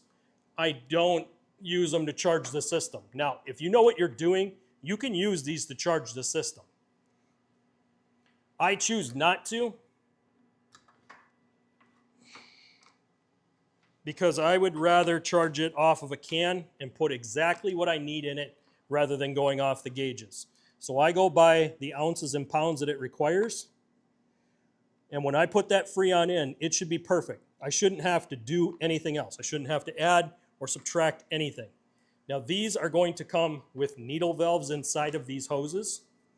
And you twist these down to actuate the little valve stem inside. Do not force these down onto those valve stems. You will wreck them. You only want to go just a little bit to get them to open. So the blue one is going to be your low side. Your red one is your high side. I'll bring you guys in just a second and show you guys what I mean by this.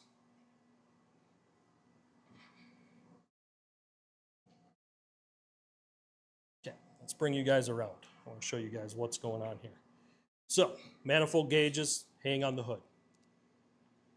Oftentimes they will point kind of the direction that the hoses are. I run my hoses down. I make sure they're not in my serpentine belt system. So if I have to, I pull them off to the side this way. If you are going to start the car and charge off of your gauges, make sure that your hoses are not near that serpentine belt. You're going to have a low side, which is a small valve stem. You're going to have a high side, which has a large valve stem on it. You can tell because your caps will be two different sizes. One will say L for low, the other one will say H for high. So low side, high side. When you pull the vacuum, you pull it from both sides. You want to draw this down as far as you possibly can. And how we draw that down is we use our yellow hose right here, and we hook this hose up to our vacuum line. Now, when we pull the vacuum, we are going to disconnect this line after we're done, and we're going to plug it into here. The reason we do this is so that we can watch on our gauges if we start not having the right pressure. If all of a sudden we start losing vacuum pressure, that means that we have a leak. So let's get that pump out and get that going.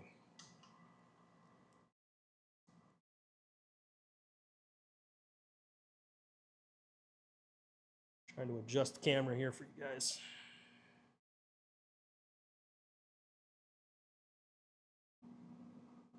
Okay. We'll fix that a little bit. I don't want you guys having vertigo. There we go. That's good.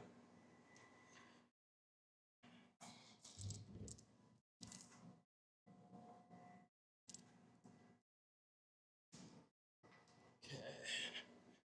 So, got to get my pump out for this. These usually come with a very special pump. So this isn't something that you normally will find.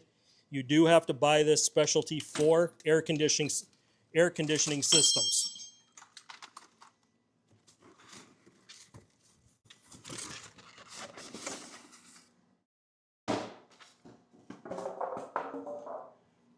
This is my pump, and I need to verify that I have the right amount of fluid in it before I start trying to evacuate the system. I'm in between the minimum and maximum, so I'm good to go ahead and use it today. If I was low, I do need to have the right oil, and the oil goes in right here.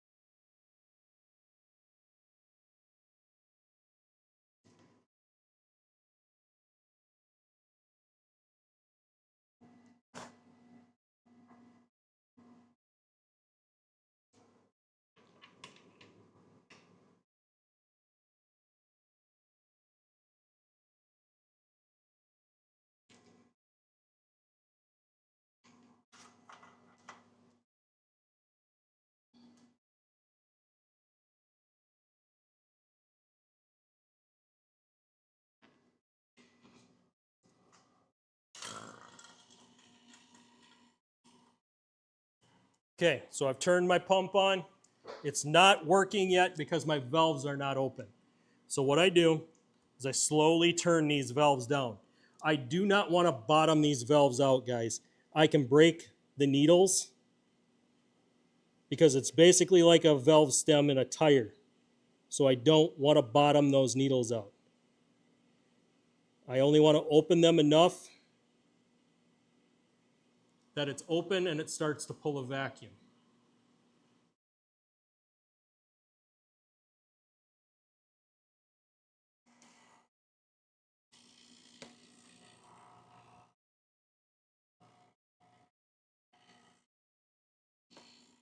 And if you don't notice a vacuum being pulled, you may not have these valves open on your controllers. There it goes. There was a huge volume change once I opened up my controller valves. What this does is allows everything to flow back through. What you have to do is once you've pulled the vacuum on this and it's gone all the way down, the needles bottom out at 30. Once everything's been bottomed out for a few minutes, what we're going to do is close the valves, disconnect the line, hook it back in up here, and we're going to reopen these valves. If you don't open these valves, you won't see if you have that vacuum leak. This is only designed to pull a vacuum on the system so that we can verify whether or not we have a leak. We are looking at the high side. The high side is where the negative is. So it's actually low side. Allow me to correct it. My mistake. You stupid. So your low gauge will actually go into vacuum pressure. You want that vacuum pressure to go all the way in to the negative, usually maxes out at 30. You want that maxed out, lock it down, disconnect everything, and let it sit. Usually they say you can't lose more than 10 within 20 minutes. If you lose more than 10 within 20 minutes, don't put Freon in it. Mike, good to have you in here.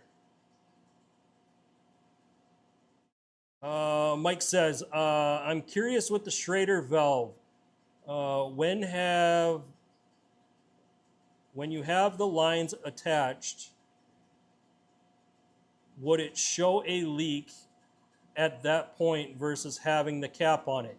Yes. I had one that had a bad Schrader valve.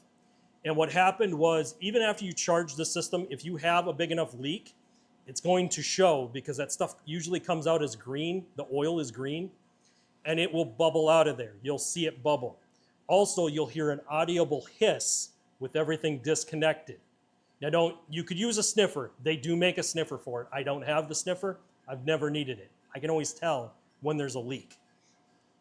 But usually what I would recommend is if you have slow leaks, just replace your Schrader valves. It's the same Schrader valve as a valve stem, guys. Literally the same.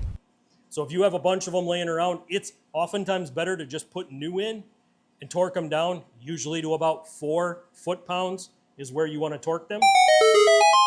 Once you torque them in, you're done. You can leave it alone. Also, where people wreck these Schrader valves is like what I just said. They will overturn those valves that are on there right now pulling the vacuum. They'll crank them all the way down. And what happens is it bottoms the Schrader valve out and destroys it. So yeah, when people do that, that's no bueno. Never bottom those out if you're pulling a vacuum on a system. You'll actually damage the Schrader valves. They should be just a little bit up from bottom. You should never go down to where those turn valves are cranked down tight. There should never be any pressure on that. Let's take a look here. All right, we're still drawing a vacuum. We're not quite at 30, guys. We're pretty close. So the reason I'm going this route is I'm just testing this to see if there's a slow leak in the system. And a slow leak will happen over time. Usually if it's super slow, you might get a season or 2 out of the air conditioning. Then you might have to look at maybe replacing a compressor, doing the reservoir bottle when you do the compressor, and also replace the filter, which is also what they call an orifice tube. That orifice tube is what allows it to change from liquid to gas. It's in that process that it switches over, is at the orifice tube. It holds back the oil, allowing the Freon to pass. It's kind of the turning point. And if you have a bad compressor, you have to replace that orifice tube. If you don't, most places will not even warranty it. Jay, good to have you in here today.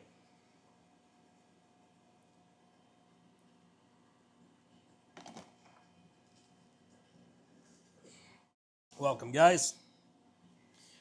We will be doing our full throttle after show.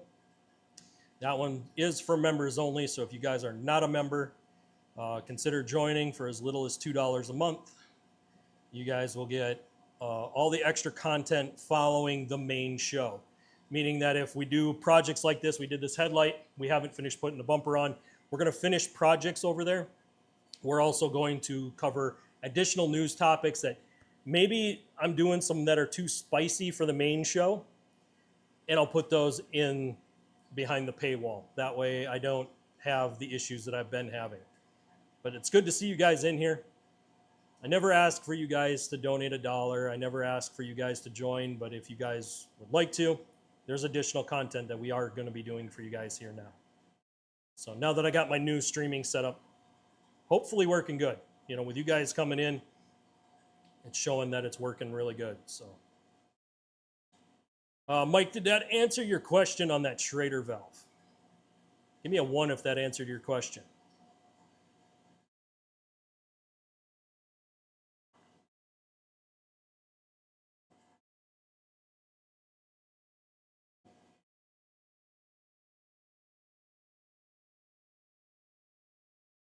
While you're doing that, I'm going to check this.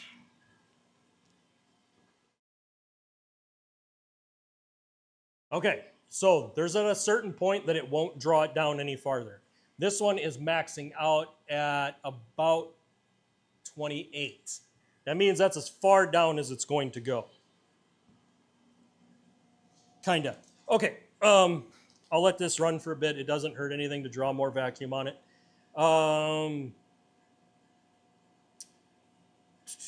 Let me reread your question and let me see if I can answer in a way that clarifies things for you. I'm curious with the Schrader valves, when you have the lines attached, would it show a leak at that point versus having the cap on it? Okay, if you have the manifold gauges in the pump like I'm doing now and you're drawing a vacuum on it, you will notice it when it has a leak, because even though it's clipped on, it could still leak a little bit through the Schrader valve and cause it to hiss back through the manifold gauges. I have had that happen once. The other way to verify is that if you don't, oh, you just chatted in here.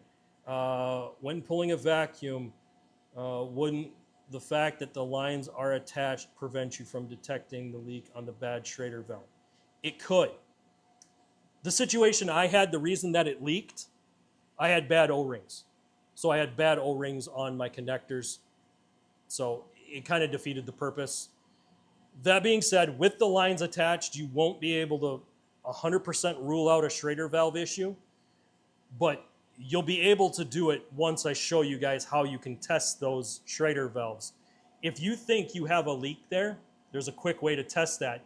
And all you have to do is when you're done with everything, you're going to close up the system, back the Schrader valves off, and take the lines off. When you take the lines off, you're going to be listening for a hiss.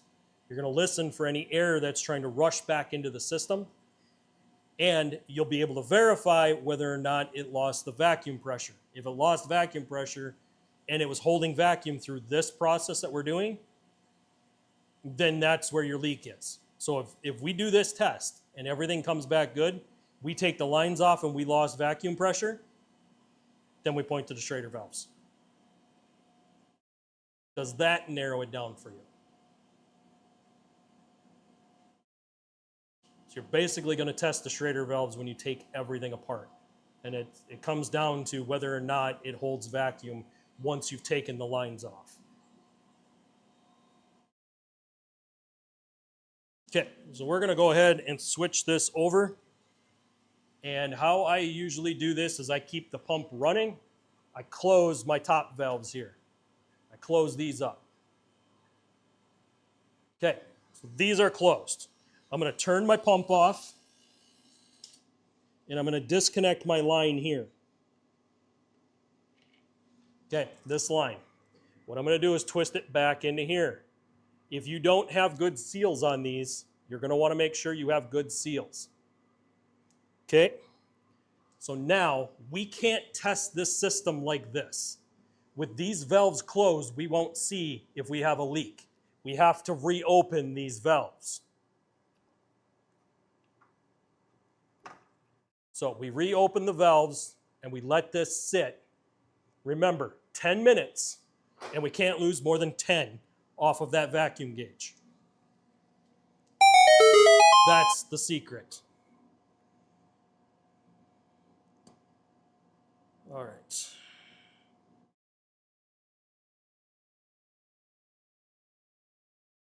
The reason I asked, my mother's car, I noticed bubbles on the low side. Yep. If you're noticing bubbles, automatically, right away, Schrader valve. So pull the system down, get it evacuated, take the Schrader valve out, put one in it. Like I said, you can literally use the same Schrader valve as the valve stem tire. It's the same Schrader valve. They're exactly the same. Take it out, put a new one in. If you put a new one in and it's torqued to 4 foot-pounds and it still leaks, then the line needs to be replaced because somehow the line got damaged. Something hit it, something oblonged that hole to where it won't seal up right. But yes, if you notice bubbles there, then yes, the Schrader valve is bad. That would be a clear sign that you have a problem and you need to fix that before you recharge the system. So we're about a minute in. I want to see if have we lost any. It's holding solid. So if we can make it to the 10-minute mark, what that tells me is that charging this system, we will be 100%. What I need to do though, I did this at the repair shop and I was an idiot. You stupid. I didn't buy enough Freon for this project.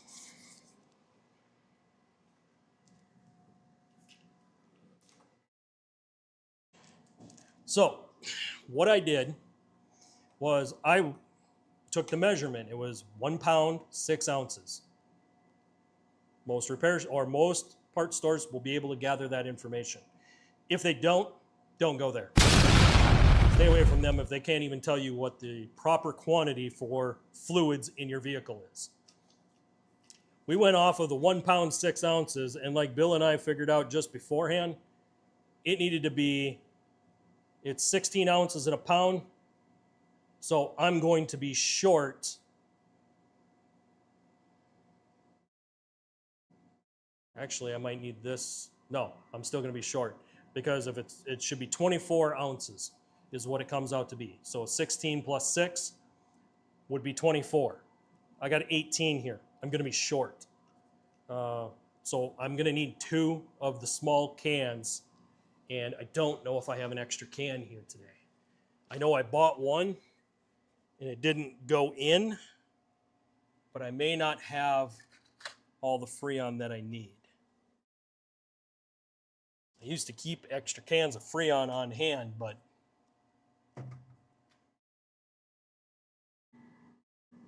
and I know I pulled some out of that can. So I might actually have enough. Check those here in a second. When evacuating the lines, do you have to have a special equipment anymore to recover the Freon? If you want to recover it, a lot of shops, pro tip here, a lot of shops will evacuate that system for nothing because you're giving them the Freon out of your system for free. They'll just take it. Find a shop that's willing to evacuate it for you. If you want, that you could have them pull the vacuum, but it's better to do it on your own stuff at your own time than to have them pull the vacuum because they're going to rush, and when they rush, they could accidentally disconnect the lines too quick, and it could allow air to get back in the system. Remember, we can't have air in there. It has to be evacuated. If it has air in there, you're going to basically lose whatever cooling capability you would have because you did that. Just checking the manifold gauges now. Oh, we are beautiful. Yeah, absolutely beautiful. It has not moved one spot since I started pulling a vacuum on it, and that's been 5 minutes ago, guys. So we're halfway through the weight, and we haven't lost a single pound of vacuum.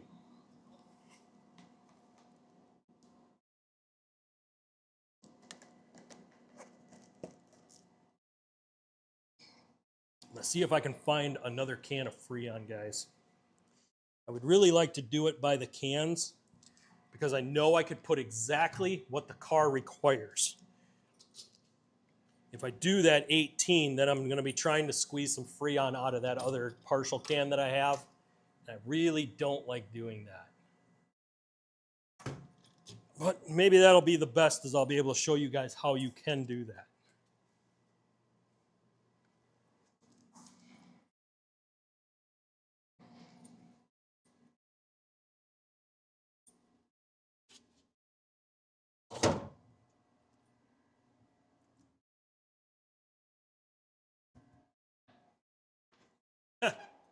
Well, guess what, guys? We do it live. That's what we do here. So, what's going to happen is once the time is expired and we know we don't have a leak, I'm going to dump this entire can in it. Then I have a partial. Between switching the lines, between putting this can in, we may lose a little bit. That'll make up the difference. We don't want to go over, so when we put this in, there's a process that we need to do in order to start putting the Freon in. The process goes really simple. What we do is we turn the car on, turn the max AC on, turn the fan on high. What we're going to do is start dumping our largest quantity in first. So we're going to dump this whole thing in it because we know it's going to take this plus more. So we're going to dump this whole can in and make sure it's 100% empty. We can do that by holding it upside down and shaking it while we're putting it in there. Once this whole can goes in there, we can then disconnect this line and see how cold it is. Like I said, we do need to add more. So they do add or give you these clips. These clips will say whether or not you're full. If you're full and it's reading and it's doing really good, then you leave it alone. But always go off of the pounds and ounces in the system. So if it says that it needs 1 pound, 6 ounces, you need 24 ounces in the system. That's how you figure this out.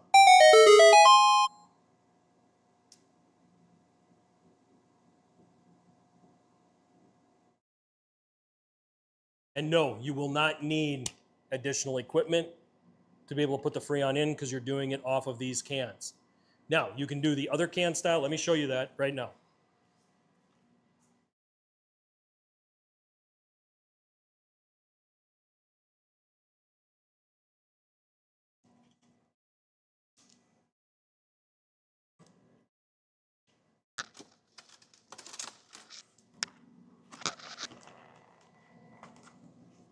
Here's the other can style. So you got this line. I bought this one, so I keep it. And then you have these cans. Make sure you buy the right can for these so you can always fill it. There is a new style out there. So your old school ones that you did the twist down and puncture it, they don't make those cans anymore. They're all done with these needle and seat style. So in order to actuate that one, you have the lever. You have to hold the lever down. When we undo our large line, we are going to lose some Freon. That little bit of loss that we're going to have between these two, we should be able to have the system full.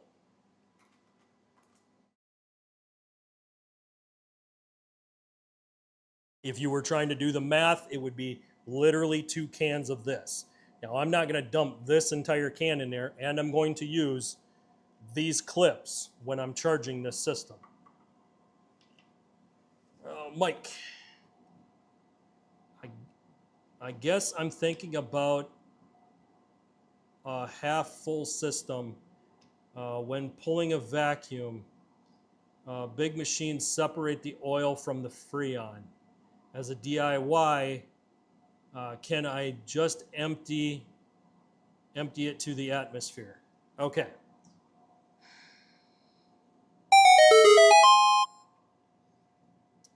I hit that one to hit this one. I can't legally tell you to do that. There was a reason I didn't show you guys how I evacuated this system. For important reasons. I'm going to say it like this. Have somebody evacuate the system. That's it. Have somebody evacuate the system. If you think there's too much oil in it, there's a way around that as well. What you can do is take the reservoir out. The reservoir is the aluminum like can thing that's usually attached to the AC system. You take that apart, you can dump that oil out.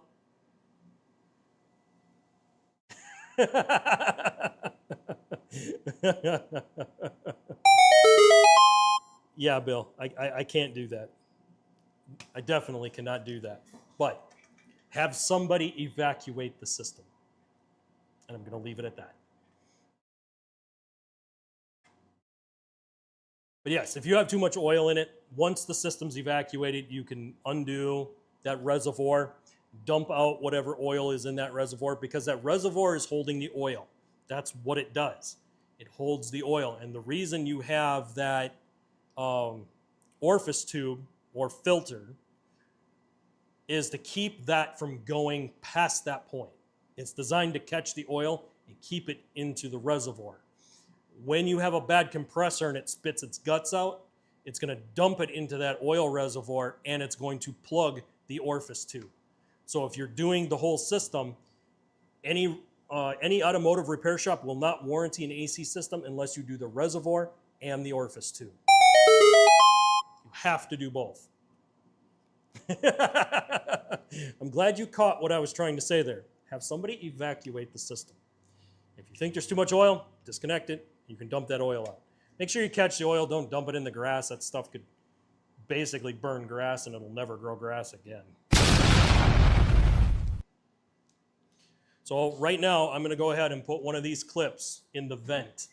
And this is designed to go in the vent, and it will turn a color based on how cold it's getting.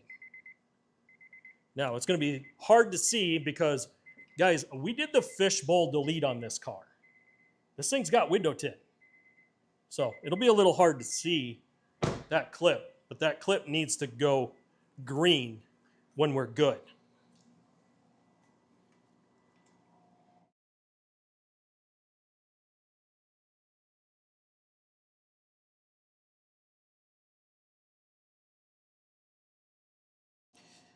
Supposedly they say that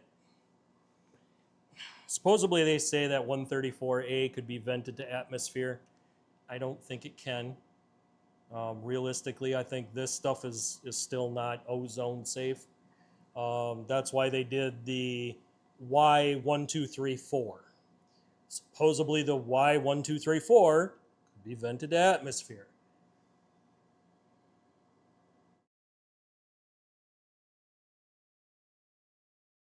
I missed the talk on the oil drain.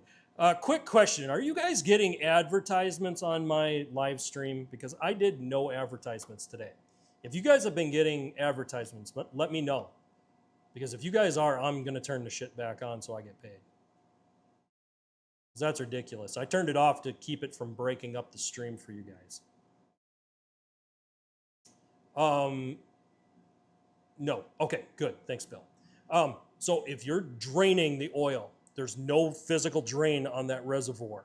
You have to unbolt the reservoir from the lines, take the reservoir away, and dump the oil out of the reservoir through the lines. It will pour out of there. You just pour that out, and then you can put it all back together with new seals, and it'll seal right back up. Once the system's evacuated, though. Do not crack those lines until you've pulled all the Freon out. All right, it's been more than 10 minutes. Let's take a look and make sure that our vacuum pressure looks good still. Oh, that's beautiful. We haven't lost anything in that time. That means that this system is 100% sealed. This system's solid, guys. I don't need to do repairs to this. Now, here's where Mike's going to really want to pay attention, because now we'll be able to tell if those Schrader valves are bad. What we're going to do is we're going to close up the system, undo the Schrader valves. Remember, mine have a twist-on plunger. I'll show you guys that in just a second. We're going to back those all the way off so that the Schrader valves close.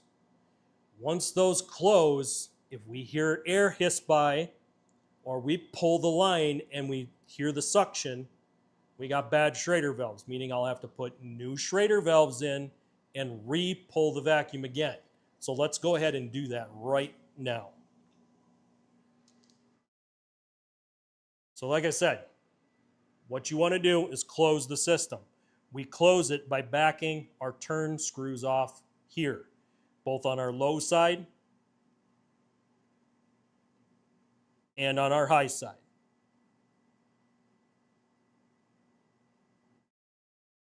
What we're listening for is hisses when we unhook these.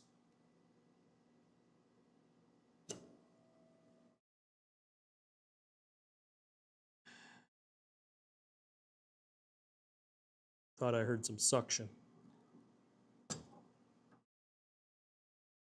Okay, so we have disconnected these. What we could do as a test, guys, we could put these lines back on, reopen up the lines, and see what happens. If all of a sudden we have vacuum where we're not supposed to, then we will need to go through and fix the system. So right now, we have a vacuum on our lines. We have a vacuum on our system. Let's go ahead and test it. Because worst case scenario, what do? I start it back up and I re-pull the vacuum. So now that I've pulled the lines, here's a way to test if the Schrader valves are working or not, guys. Right here, Mike, this is what you need to know. You've pulled the vacuum. You've disconnected the lines. Now, you're going to put the lines back on and reopen the valves and pay attention to your gauges. If your gauges drop, you have a problem at your Schrader valve and you need to put a new Schrader valve in it. They're going to drop slightly. And the reason why is I'll explain here in just a bit. Okay, so it did drop slightly. Allow me to explain why it dropped slightly.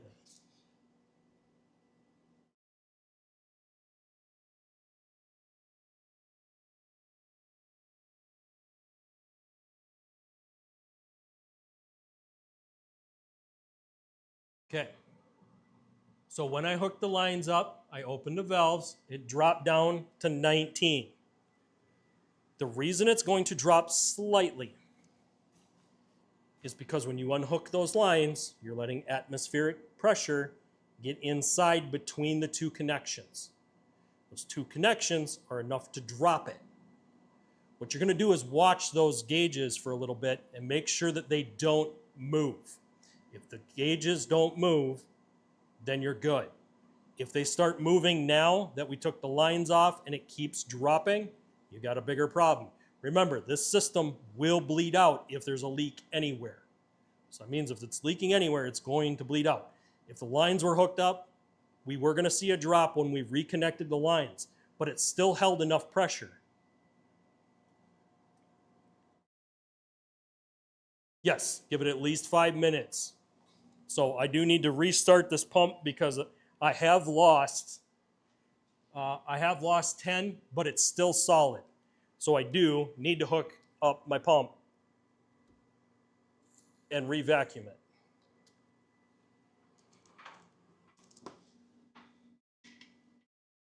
But now that I've tested the system after this, what I can do, guys, is I can just pull this down, and as soon as it gets down, I can go ahead and close the system up and remove the gauges. We can start putting Freon in.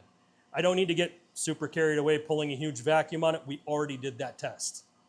It held for the time, didn't lose a single pound. When you tested that Schrader valve and you pulled that out, when you took those lines off, If there was a leak at that Schrader valve, that vacuum pressure would have went away right away. And when you hooked them back up, that needle would have went to 0. If it goes to 0, it lost all vacuum pressure, replace your Schrader valves. That's how you test that.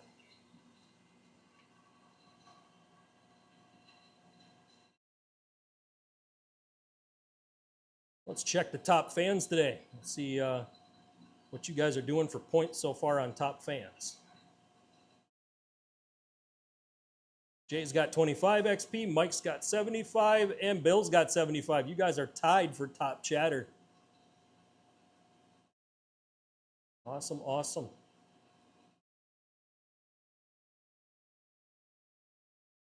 So yeah, I'm just pulling this enough to get a vacuum on it.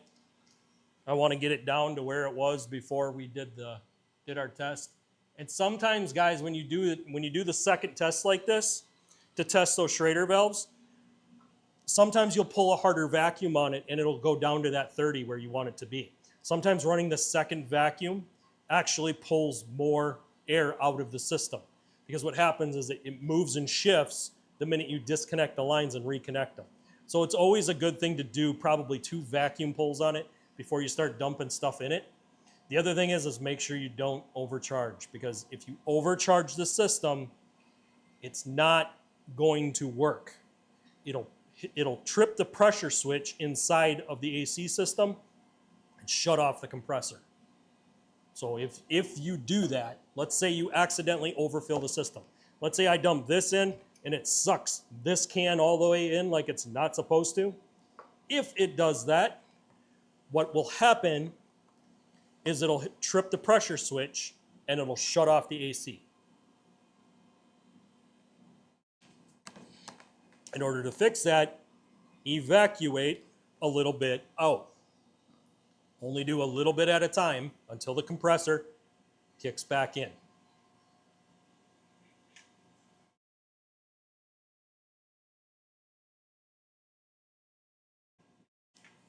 We should be good.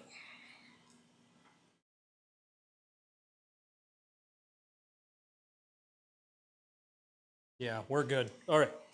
So now that I know that our system's good, rather than doing the whole setup and disconnecting it the way I was, what I'm going to do is I'm just going to close the Schrader valves as I'm suctioning the system. And what will happen is it'll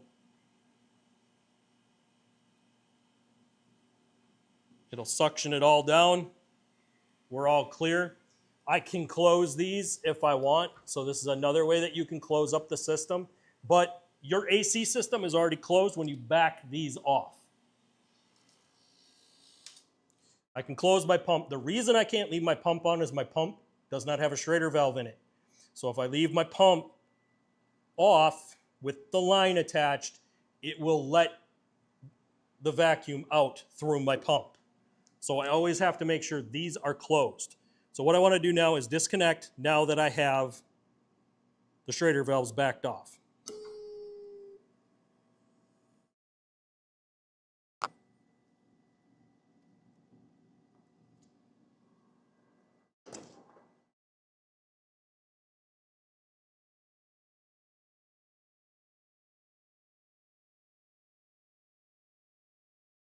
I just heard a weird sound.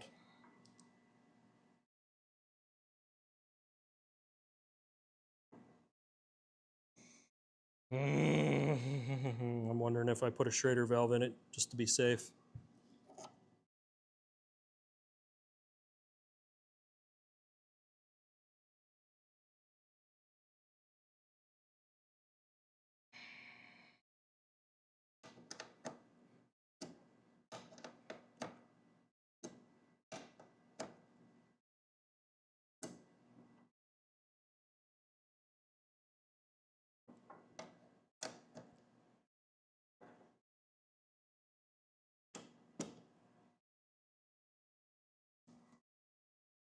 I'm going to do a reverse test, guys. I'll explain this test in just a bit.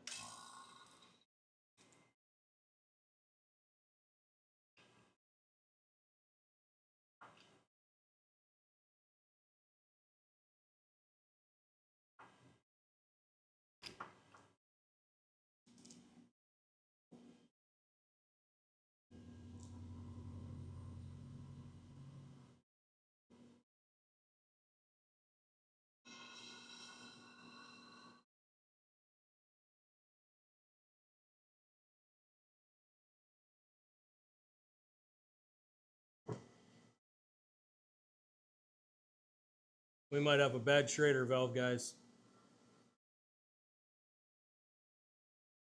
So here's how you can figure that out, Mike.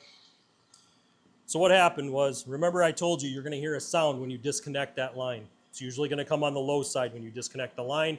You're going to hear it, want to suck air back in. I heard that when I disconnected that coupler. That's the only place that it made the sound, was at the Schrader valve. If it makes the noise at the Schrader valve, you got a bad Schrader valve. We're going to try this one more time, and if I disconnect it and hear that noise, I'm just going to put a new Schrader valve in it and not even chance it.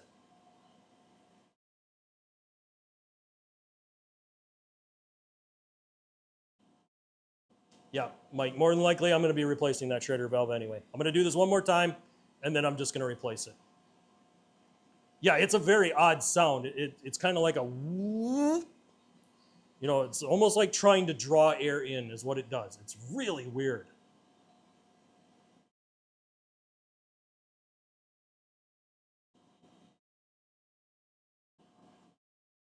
See how it's doing for vacuum pressure.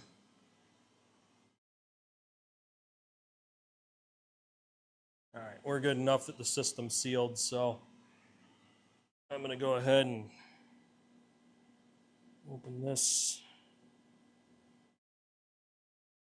So I'm backing the Schrader screws out right now.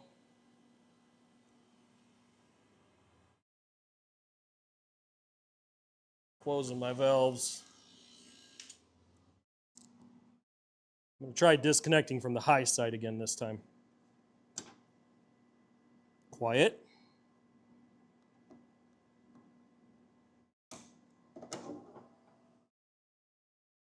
Yep, Schrader valve's coming out. We just tested it.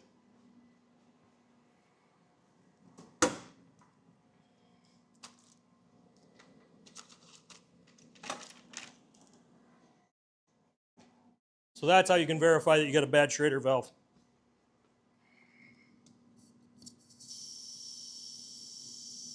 Still holding pressure though. That's the funny thing. So it's holding pressure, but it's not holding as much as it should.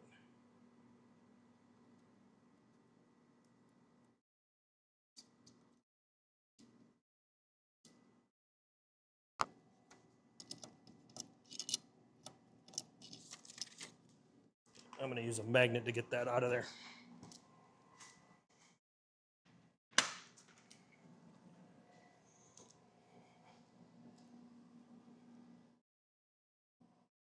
Yep, diffused balloon sound. That's exactly what it sounds like.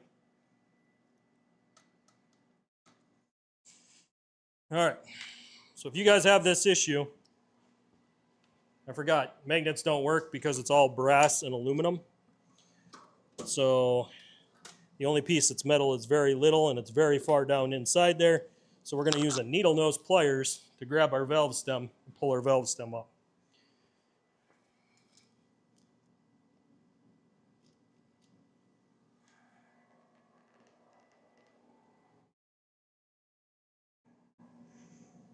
This one's got kind of a different valve stem.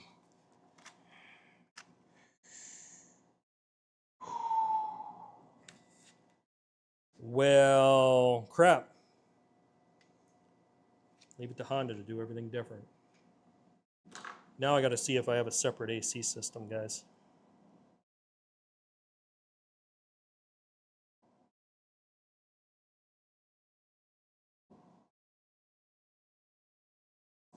What I'm going to do is I'm going to wipe some of the corrosion off of it.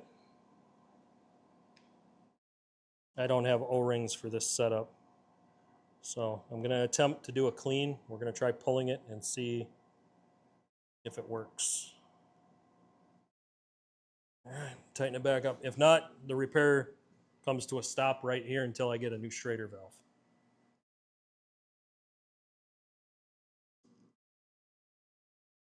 So if you're dealing with GMs or you're dealing with American stuff, the Schrader valve would be the same one as the valve stem on a tire. Apparently Honda went above and beyond and put an oversized Schrader valve in it. And because it's an oversized Schrader valve, you have to buy a new Schrader valve for an AC system. And unfortunately, I do not have one here.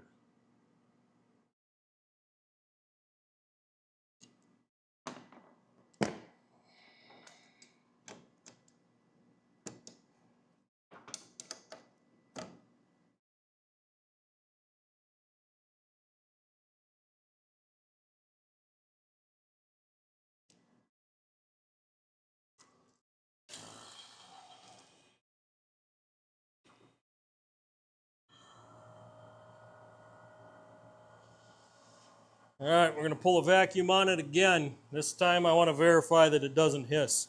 Now there was a layer of crust buildup on it, so maybe I was able to wipe off that crust, get it cleaned up, retighten it back down. Maybe it'll seal, maybe it won't. If it doesn't, we're just going to go ahead, stop the repair. I'm going to get the Schrader valve and we'll finish it probably next week. I won't be able to do it in the after hours show because without the Schrader valve, I can't fix it, and my local parts store ain't open. So I can't take like a 10-minute break, run down, and go get the parts I need. Unfortunately, this one I might actually have to order that valve. And you might have that situation depending on what brand of vehicle you got. Like I said, American vehicles, they use tire Schrader valves. So you can just swap it out. In fact, I did that on the Silver Swine I did it, which was a Toyota. And I did it on the GMC Jimmy. So now that you guys are around, maybe I should go ahead and spill the news. Guys, we're doing a lineup change. You guys already know that we've lost one of our vehicles already. Let me see if you guys were around last week when I made the announcement of which one left the channel.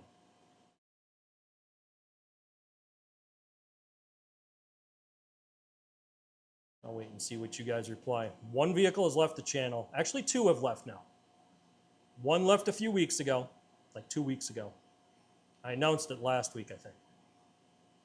And one just left today.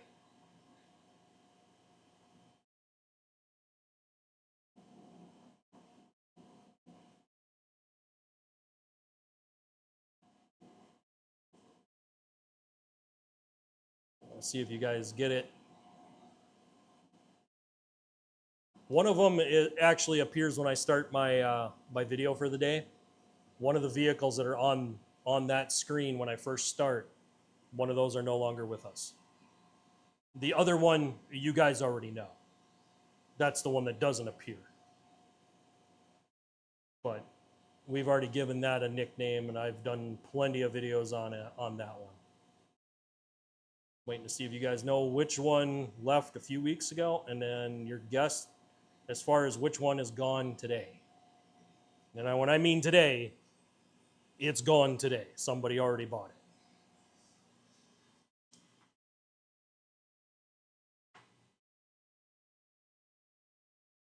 All right, so we're at the pressure. So what I'm going to do is I'm going to go ahead and close these valves this time. Let's try shutting her down a different way. And then I'm going to back these off.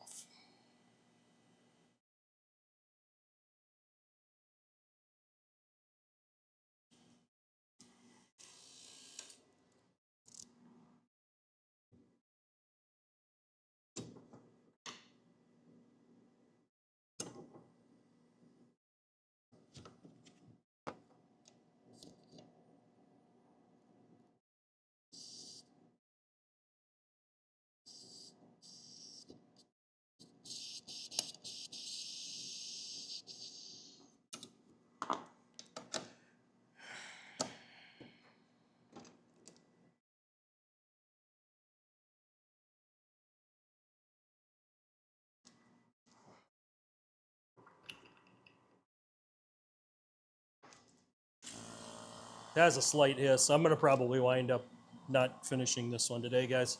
I'm probably going to have to get that valve stem. Which kind of sucks. I kind of wanted to do that today. All right, I seen you guys didn't guess. So you guys know that Malibu Steel is gone, no longer here. We sold that car. I got pretty much exactly what I was asking for it because, honestly, all my vehicles are solid except for Crimson Vortec. Crimson Vortec, I need to put a little time into it before I sell it. But everything that I had was rock solid. I would drive it anywhere. I could get in today, drive to anywhere in the U.S. I wanted to. We also sold the Silver Swine. That's right. Our 04 Toyota Tacoma just got sold. So I sold that today, and I want to give you guys a teaser for what's coming, but I won't know that it's coming until tomorrow. Let's just say I'm going and I'm looking at something that actually will have some horsepower and will actually be really fun to drive. I'll let you guys guess down below what I'm getting, but just know that a sports car is coming to the channel.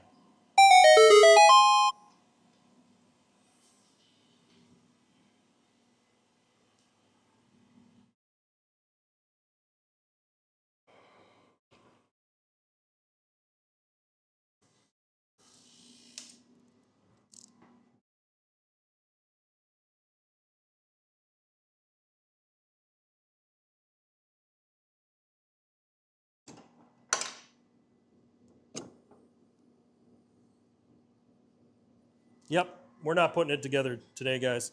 So what's going to happen here, this is how I'm going to do this. Someone said a Camaro.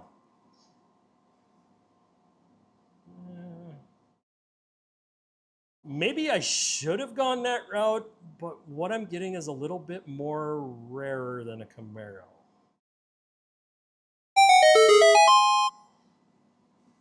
A little bit more rarer than a Camaro.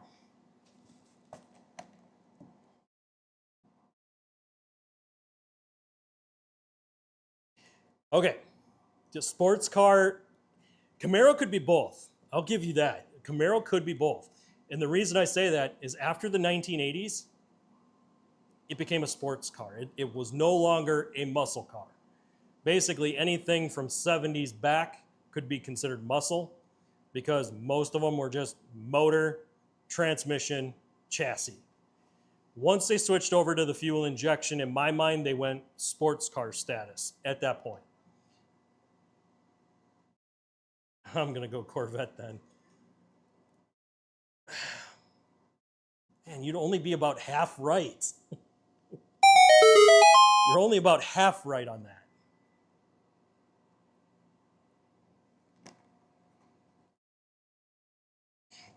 Mike is coming with some pretty solid guesses. Bill, Jay, you guys got to throw your guess in there. I'm giving you guys a lot of hints. Rare sports car. And I said half Corvette. And it wasn't a Camaro.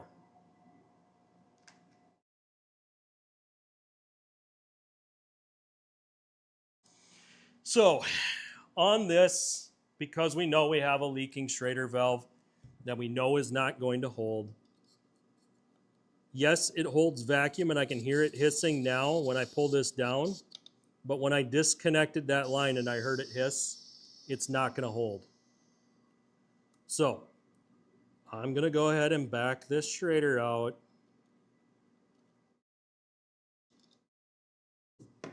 I'm going to pull this out with my needle nose. And where this valve is more than likely leaking is probably right up here on this seal. I could try to get an O-ring that would fit that, but honestly, I think it's actually the seat one down here. Either way, it doesn't pay to put this one back in there. Mike says U.S. manufacturer. Bill said American car. Yes on both. U.S. manufacturer and an American car.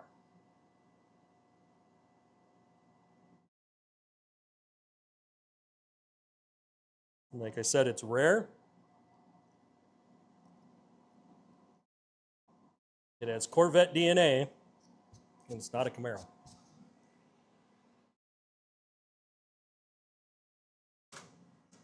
What I'm doing is I'm checking my toolbox to see if maybe in my AC stuff I had a Schrader valve laying around for this. But this Schrader valve is really large. I have not had a large Schrader valve like this in a while. I mean, I've seen them, but I don't normally keep these in stock because they're not normal. Normally they use a tire Schrader valve. They don't use They don't use what I have here.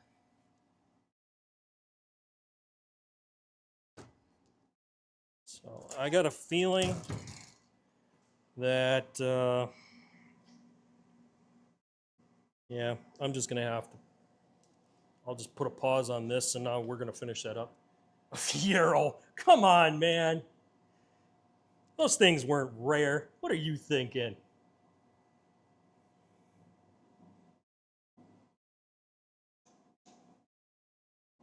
And I like how everyone said Fieros had Corvette DNA. No, they didn't. No, they didn't. Ooh. Bill? Bill?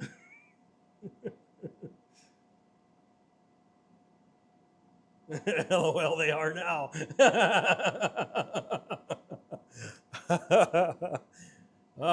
Bill?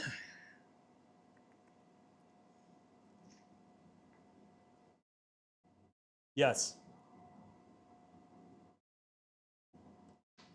Yes. Bill got it.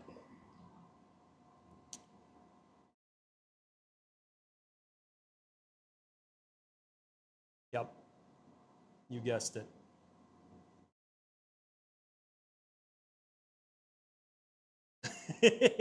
Come on, Bill. Yep. The one I'm looking at, guys, I won't know for certain if I buy it until next weekend. But I can tell you it's one of the rare ones, and it isn't because of the motor size. A lot of people think the 6.0 and the 5.7 is the difference in rarity in those cars. It's not. It's the transmission. If you've got a certain transmission, it's a very rare car. Extremely hard to find if you have a certain transmission. Excellent sleuthing, Bill. Well, I mean, he couldn't do it without your tips, Mike. He wasn't going to get there unless he heard your tips. You threw out a lot of guesses and paved the way for him to make that guess.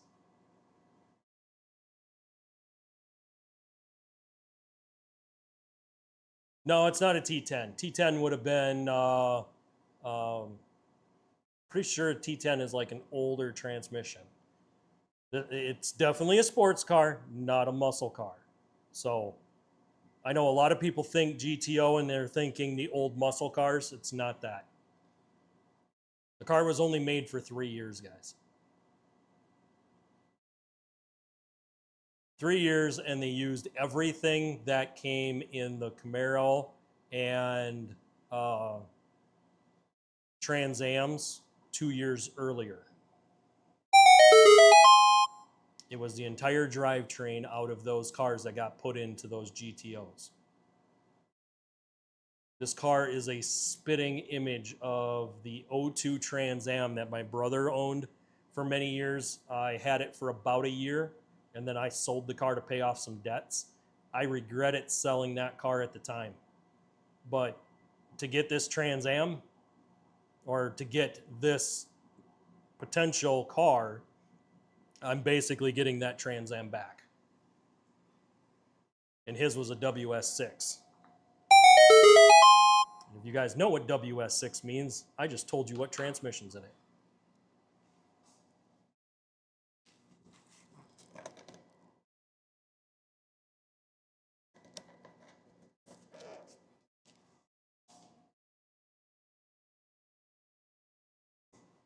The only thing I didn't like about those cars is they did a poor job giving a nod to their historic nostalgia of the GTO. They put a very plain, basic, generic hood on it. What made the GTO stand out was that weird, iconic needle-nosed hood. I have found a hood to put on there that will look like that. So this car, we've got a lot planned for it. And with the platform that's in it, we have a lot of potential to make some really good power.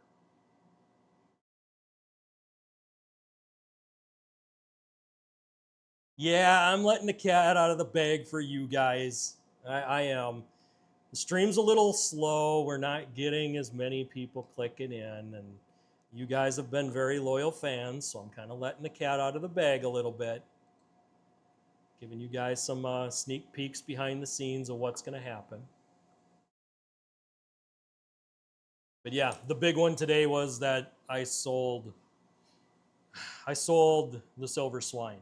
That truck came from my stepdad who lived in Arizona. I went through and I fixed that truck up here on the channel. It was a really big part of how I kept going on my YouTube journey here. Is I did a lot of work to that truck and I did a lot of videos on here. Some of my reels are actually still doing really good on the channel. What happened was I decided it was time for a lineup change. Guys, honestly, this stuff is fun to do for you guys, and we got plenty of customers lined up that I could do stuff for and bring you guys good content, but I really wanted my car back. I've always had sports cars. I've had Mustangs, Camaros. I've driven a lot of Corvettes. I've driven even some supercars, some Ferraris, some Porsches, stuff like that. I've driven the fast stuff too. Don't get me wrong. And when it comes down to it, I missed owning one myself. And for many, many years on this channel, I was considering it, but I never pulled the trigger because I wasn't in the right financial space to make that kind of investment. A lot of things have changed for me. I was able to free up and get away from some of my debt stuff. It took me a few years, but I've gotten there. I've got the money saved. Now I can go ahead and get my car. And yeah, I wanted one that still had all the hard components of what the Trans Am was that I had. Oh, this is pushing probably 12 years ago now that I had that '02 Trans Am. And yeah, I missed driving that car. I really did. It was a fun car. I loved taking it to car shows. It was awesome. So we will be getting back to that, guys. I will actually be going to car shows with this thing once we get it done. We will be streaming from the car shows. So again, I'm letting more cats out of the bag for you guys. But yes, I'm looking at doing more next year as far as car shows go. I don't think I'm going to do that much this year. I got a lot of stuff I need to do to that car to make it stand out. I don't want it to be like every other GTO that goes to one of those shows. Bill says, I still have my 57 Chevy that I got in 67. I've had a few engines in it when I was younger. Nice. Yeah, I had 89 IROC Z. Regretted selling that car. The car needed a lot of work. There was a bunch of stuff going on electronically, so I did sell the car and moved on from it. That one was my high school car. Kind of regret selling that one. And I regretted selling this Trans Am. The day I did it, I kicked myself in the ass going, I should have never sold this car. I should have held on to it and worked through it, but the money I got from that car helped me to be able to basically do a bunch of other things that I needed to do in my life, such as get a house and do all that other stuff. So I don't regret it on that sense, but I missed that car.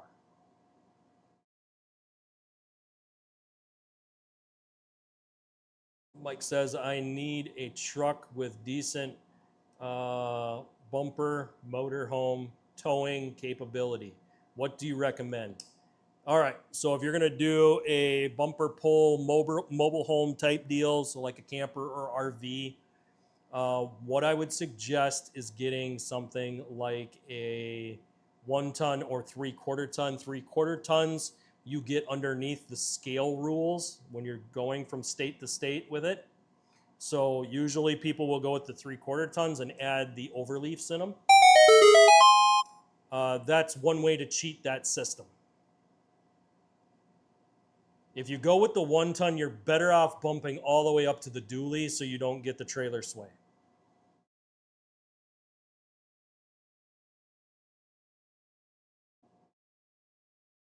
Mike says, nice, Bill, you must be outside of the Rust Belt. Yeah, I know where Bill is from, and I know he's outside the Rust Belt because that's where my Toyota came from.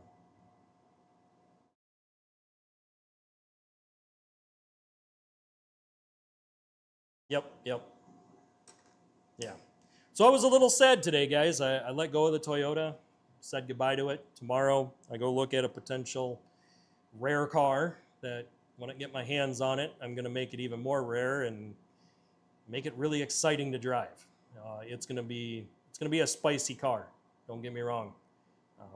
We're going to play around and do some different stuff here on the channel. I'm going to tinker on it. I think I'm going to worry about getting the cosmetics straightened out on it because I know mechanically I'm just going to do the tune-up and get it all set.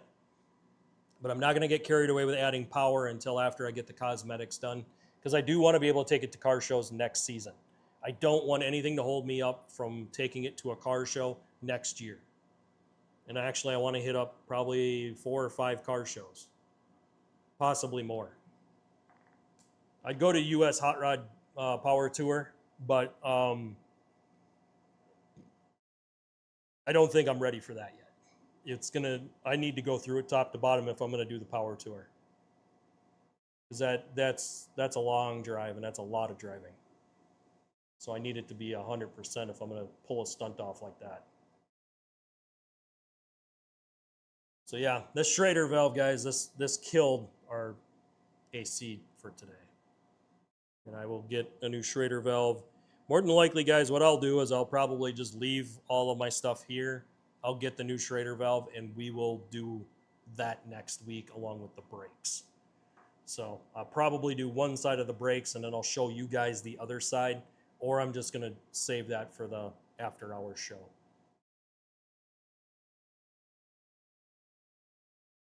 Mike says, not looking to travel state to state, about 30 miles. Brandon model. Okay, if you're going to go, what years should I avoid? All right, so if you're only going to travel about 30 miles, I would go with a 3/4 ton. If you know you're not going to be going outside of the state ever, and you're not going to be going across a DOT scale, you could go to the 1 ton. But don't go with a 1 ton and pull it across the scale because they will check your brakes, they will check your electrical, all of that stuff has to work. That's the trick. Is if you go with the 3/4 ton, you can bypass the scale because you're still running plates that are okay to do that. You're running a normal state plate rather than a DOT plate. That's the trick. That's where guys get in trouble, is they run a DOT plate on a 1-ton truck and they start pulling RVs behind them. They still have to go into the scale. 3/4 ton, you won't have to. So what brand of vehicle do you like, Mike? Are you a Chevy fan? Are you a Ford fan? Are you a Dodge fan? I need to know that so I can point you in the right direction. Because each one has its benefits and its flaws.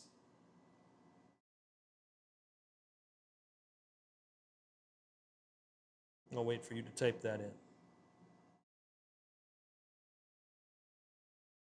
Oh, dang it, that Schrader valve just held me up, man. Dang it, I really wanted to finish that.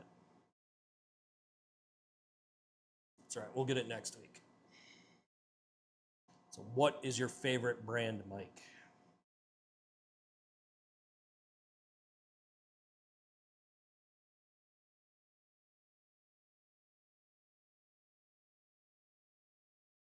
The other factor comes down to if you're going to run diesel or not.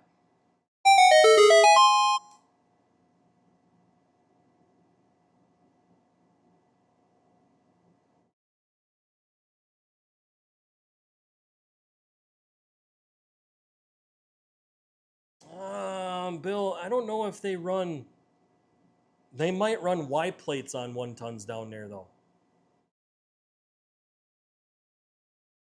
I was Chevy, but they let me down on the 02 Monte Carlo. Yeah. I mean, I had a very rare 02 Monte Carlo SS, all black.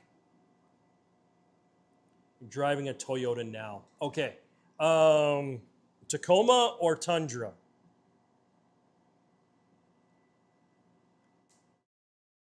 If you're driving a Tundra, you might have enough truck, depending on how big the pull behind is. Okay, so you're going to want to stick with gas. Okay, so if you're going to drive the truck other than pulling that mobile home behind it, you're going to want something that you can use for other purposes. The gas makes it hard because the minute you go to a 3/4 ton gas truck, you basically wind up chewing up a bunch of gas all the time. And that's the key. That's why a lot of people go with the diesels, but with the diesels, you're going to want to find one that doesn't have emissions. I don't want to say the other word because if I say it, it ticks off the algorithm. You're going to want to find one that has already had that taken off. LOL Rev 4. Hence the question. Okay, so some Tundras have pretty good towing capabilities. Stay away from the Tacoma. Tacoma is not going to pull a big enough trailer. The Tundra might, but I would kind of lean towards the 3/4 ton if you're going to pull the trailer and only use it to pull the trailer. You could go with the Ford, the gas Ford. That would be a good option. I would not go with Dodge. Dodge usually has rust issues. Plus, 6.4 is a little glitchy. I mean, yeah, you can get the supercharged Hellcat engine in them, but the TRX, in my mind, isn't necessarily designed for pulling. That's more of a sport truck. So I wouldn't go that route. Chevy, if you wanted to chance giving them a chance again, you could go with it, but I think their gas engine is very anemic, which is why I would probably stay away from the GM. If you're going to go with a heavier setup on a truck, I'd probably go Ford if you could find a gas engine in the 3/4 ton. If you can't find that gas engine in the 3/4 ton, though, more than likely you'd wind up stepping up to the diesel. So that's the hard part. I'm not really brand centered. I just don't want to waste money. Okay. So, you know what? Let me see if I can do this. Let's see if I can make this work. I'll move some of this stuff out of the way. Normally I set up all of my news stuff ahead of time, guys. So let me see if I can clear some of this stuff out of my way. What I'm going to do, you guys are my loyal fans, so we're gonna play around here. I want to show you guys something. Later on, I'm actually looking at you're in Ohio too. Okay, so you're gonna have some spots where you're gonna have a pretty decent pull, especially if you're going up and down pretty decent grades.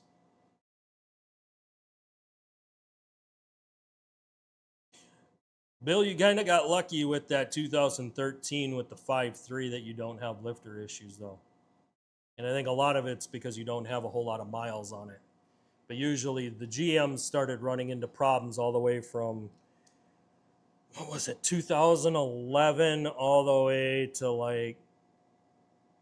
I would say all the way up to the most current. They've had lifter failure issues because of their VVT engines. That's the only thing I'd be leery about. And if he's pulling, he's definitely going to want something that he can put it in tow haul. Yeah, that's a good policy. Change oil a lot. Yep, I wouldn't run it past 3,000 miles on a 5.3. You're going to wind up doing damage to that engine over time. And GM, in their newest, the 6.2s, they decided to change the oil from 0.20 to 0.40 because that was keeping the engines from blowing up. That's the recall, guys. More worried about frame rust. Okay. So you're going to want to find something that's clean, which means you might need to go out of state to go get it. Let me see if I can make this work. Usually I have to set these pages up ahead of time, guys. Sometimes it doesn't. Oh, awesome. It's letting me. All right. I'm going to show you guys a trick. If you guys haven't used this, I would suggest you guys use this site. I'm just going to type that for now. So right here, Car Gurus. This is where you want to go.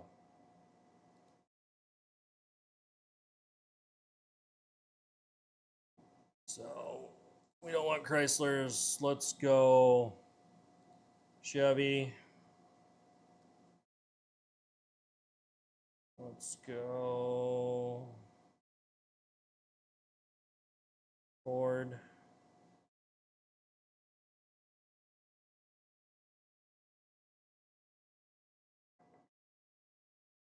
Let's go 2500 Super Duties. Why do I got cars showing up? I don't want cars. No, because in the Chevys I had to select what I want. Nope, that's the old body style.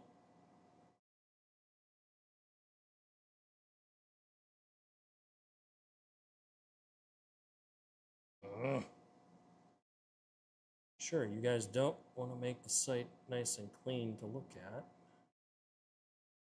There's no way you guys do not have show all models there. 2500 HD is what you're going to want.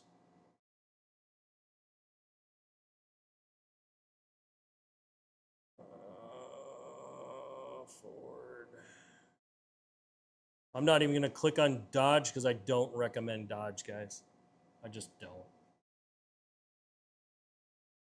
Don't recommend Dodge. I've owned a few. I just don't recommend them. Okay. So actually, in order to keep us on track, we could, let's see if we can delete out the Ford. Nope, because it gets rid of all of the Ford. So we got to keep Ford in there. Ford.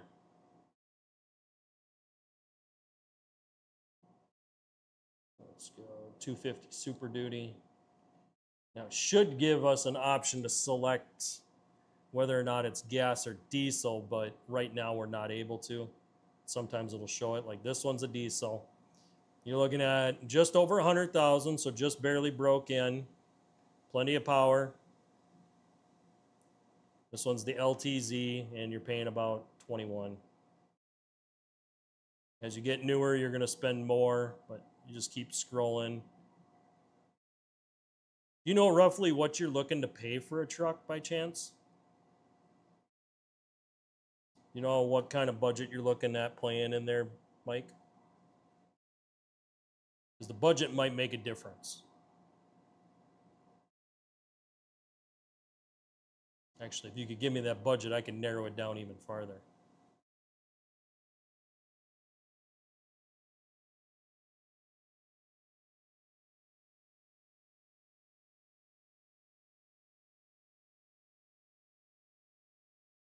That one's running diesel. That's got the 6.7 in it. So some of these are good options, but yeah, you're in your upper 20s to get this.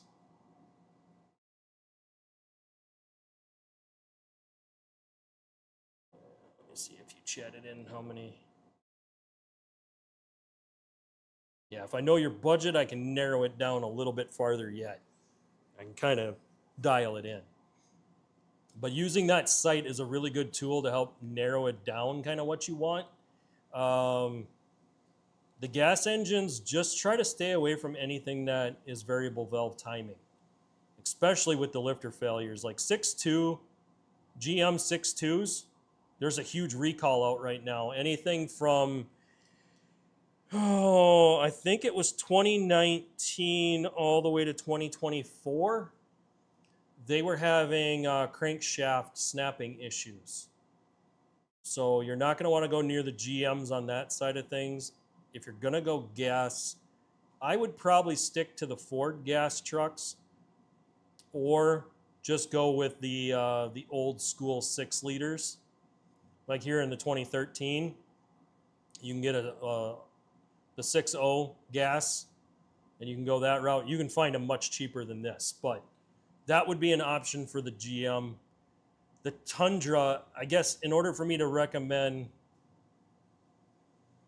10 to 15, maybe less if possible. Okay. All right. So if you're looking at staying in that ballpark, then you're going to want to check Facebook Marketplace. I can't pull up my Marketplace yet because I don't know if I have everything kind of blocked out on that site. And I don't want to run into major issues, but and I won't be able to type my password in while I'm on stream. Facebook Marketplace is where you can kind of really find affordable trucks. What you want to look for is anything under the 130K. So anything with under 130,000 miles is the way to go. Once you find one that's in that range, look for one that doesn't have a lot of rust. I'm not saying that rust is necessarily a bad thing, but if you see a ton of rust on the outside of the body, chances are the frame is really, really, really bad. So that's one thing that we could possibly dial in for you based on kind of what you're looking at and what I can get the site to allow me to do. So now that I know your price range, let me see.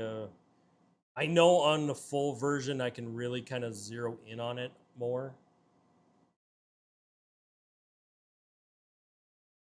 There it is, price.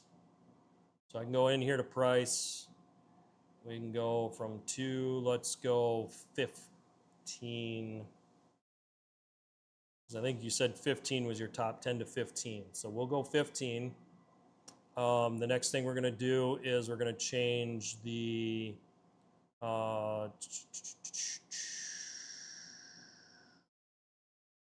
fuel type. We're going to go gasoline. That really narrows it down. Taking the diesel out really narrows it down. 5.4, extremely weak.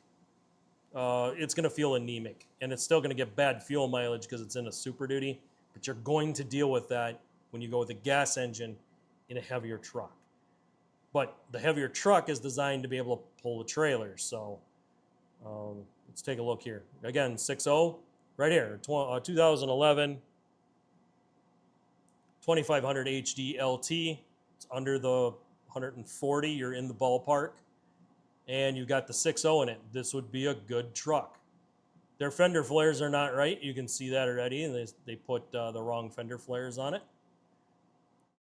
Let's take a look at some of the pictures.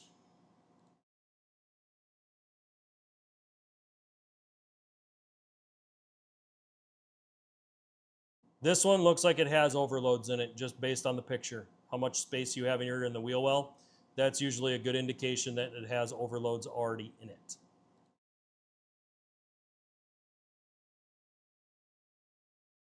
That one's in Pennsylvania. That one might not be too far for you to drive. I don't know exactly where you are. But that might be a good truck right there. It'd be heavy enough for you to pull that trailer. It has a decent engine in it. The only thing you got to deal with is somebody didn't put the right flares on it. So what you might have to do is buy the correct flares if you wanted to go that route with that truck. 30K or less. Yep, that's what you want. Does Ford do VVT? They have their own version of it. And their issue is in their cam phasers. That's why I skipped past the 5.4. The 5.4 has horrible cam phaser issues. Stay away from the 5.4s, especially in a heavier truck that you're going to use to pull a trailer.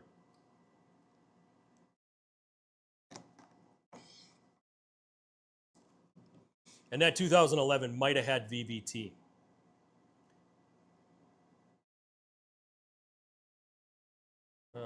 That brings up another question. Should I avoid lifted?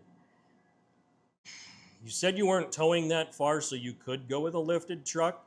you're just going to have to do a drop receiver hitch to keep the trailer straight. So you could do it, but you might have to do a drop hitch. That's going to be the only trick there. Your other option would be getting one that already has the overloads in it, like this one.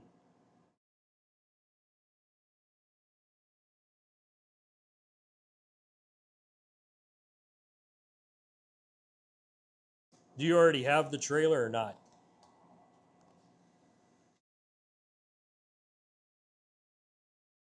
You can get by cheap, but you're going up in mileage. That's going to be your other factor. And you could tell this one, somebody was kind of rough with it. They probably hit a bird or something. So there's one. Here's another one. This is 2013. There was a year of Allisons that you weren't supposed to touch. I would have to ask a friend of mine. He's done a lot of the heavy duty stuff, the HDs, and there was a certain year on the Allisons that you don't want to go anywhere near. I want to say it was the early Allisons. This one's a regular cab, still again high miles. So you can find them. Let me see if we can scroll down to where they got some Fords. Again, that 5.4. I can't stand that 5.4 because of the cam phaser issues.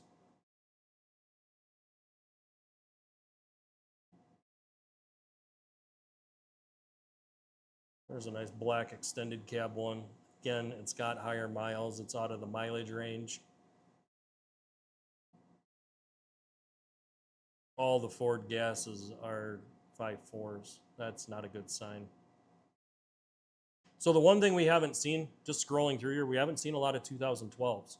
So when you see like oddballs like this, that means people are holding on to the 2012s, especially if you're seeing a lot of 11s and 13s. That usually means that that year has issues. We're seeing a lot of 11s, guys. I'm not a fan of those 5.4s. They're anemic, they don't have the power, and they have cam phaser issues.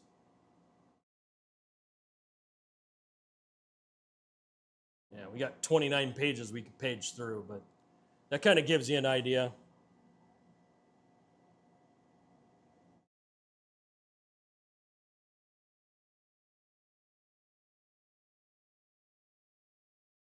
Yeah, the younger kids are lifting the trucks. Actually, they've had an issue with squatting. A lot of the trucks down south that might look clean are really beat up and tore up, and most of them are actually in really bad shape because they turn them into squatted shit boxes. In my mind, if you're going to lift a truck, just finish putting the lift kit in it. I mean, it's like they quit doing the cheapest part of the lift.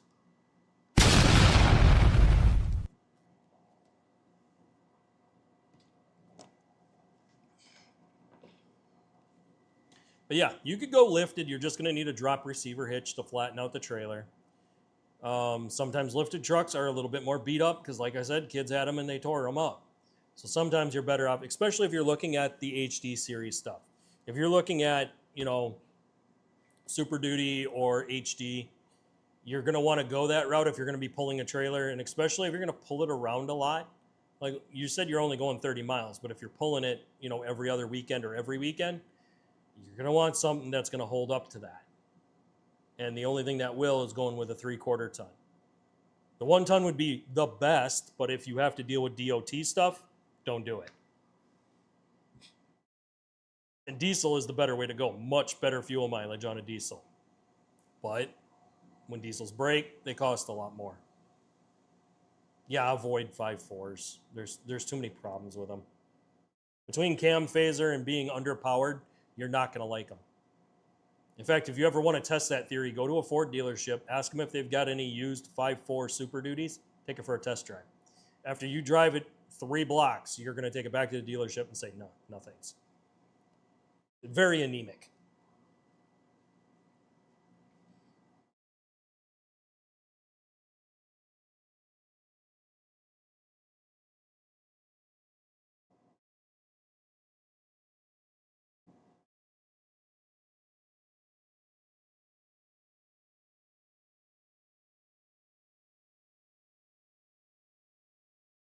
Yeah, and if you do get a stock one that's in good shape, just leave it stock. Don't do a whole lot other than maybe add like helper shocks in the rear or add airbags in the rear. Don't do anything that requires a bunch of maintenance. Keep it simple. There's times I've put overload shocks in the rear, and that's more than enough. GMC Jimmy's got overload shocks in it because I wanted to level out the ride. I didn't want it squatting, and I didn't want it nosediving. I hate that. I absolutely hate it when a truck don't sit flat. It's the first thing I fix. When they don't sit flat, that's the first thing I fix. But yeah, leave stock. Don't get too carried away. I would say probably avoid ones that are lifted up just because they're going to be beat up.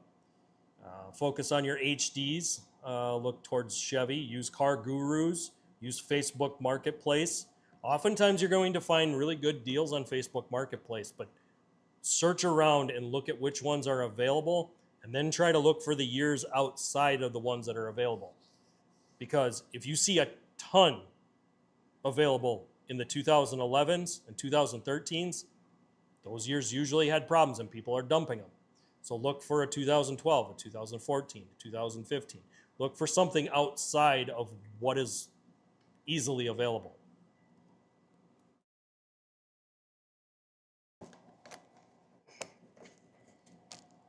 I just gave you guys some pro tip stuff that I plan on putting behind a paywall in the future. So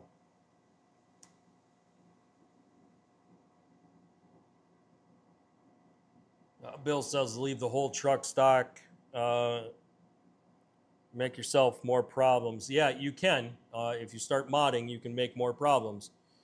Some of it is I wouldn't get too carried away with doing a whole lot to it. I would just keep your basic maintenance in order. When you first get it, you're going to do a ton of maintenance, and that happens with every used car because most people do not do their maintenance like they're supposed to. All right, so I'm going to go ahead and get into the news, guys. We're going to transition over to the news. All right, so now that we did some car searching for you guys, and I gave you guys some pro tips there.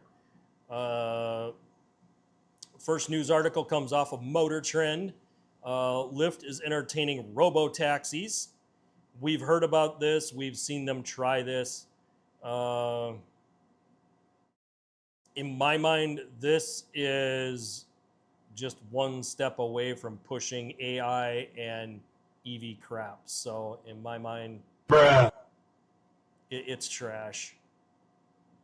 And honestly, I whatever company does this, I really do hope they invest a lot of money and then people stop taking them. Because people aren't going to trust a machine to get them where they need to go when half the time they can't even do simple GPS right. You stupid. So, stupid bad idea in my mind.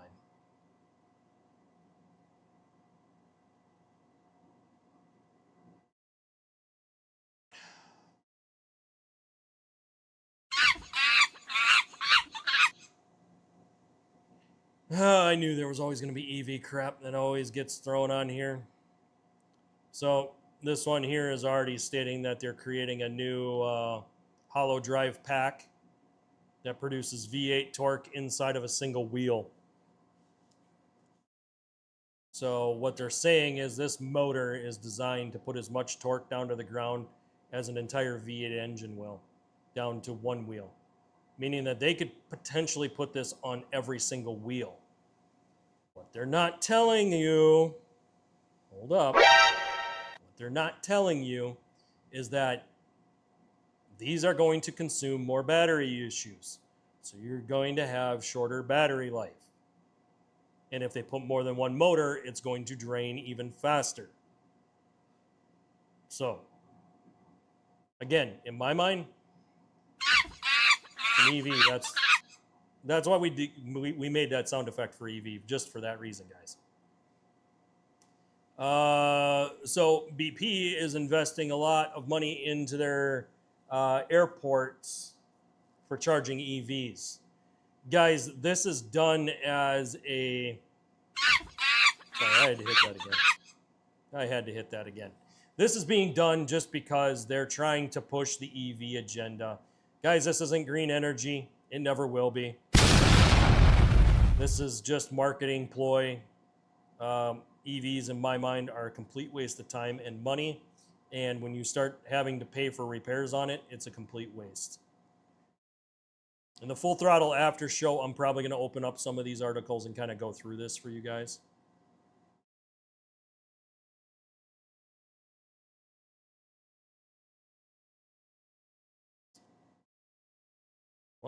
No, that wasn't the car from Ferris Bueller. I was like, isn't that the Ferrari from there? No. Yeah, you won't see this happening anymore because a lot of high schools and stuff like that aren't trying to promote the car culture. In fact, they're trying to keep people from going into those industries because those industries are where everyone's going to make the money. I'll just go ahead and say it right now. If you're in the trades, you're going to make money. If you're not in the trades, eventually you're going to run out of work and you're not going to have a job.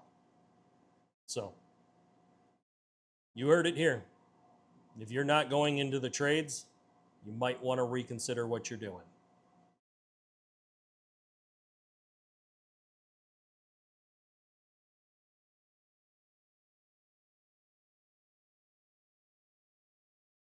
Okay, if this has got that Huracan motor in it, I'm not impressed. And I'm guessing they've got it so muffled that it ain't going to sound good anyway. They probably got so many resonators on it and mufflers that it sounds horrible. We covered this article a while ago, how the tariffs are impacting the car costs. We've already debunked that a lot of this stuff is just bullshit, and they're just using this to kind of push their agenda. Car companies are going to abuse this because this is a way for them to make extra money as well. So buying new cars right now, I'd lean far away from that idea. Not only that, but the interest rates are all over the place and cannot be trusted. Would you buy a car today, you could wind up paying way more for it, and then you're not going to be able to refinance in a couple of years because the banks aren't going to give you the money because the rates will drop and you'll be stuck in a high interest loan.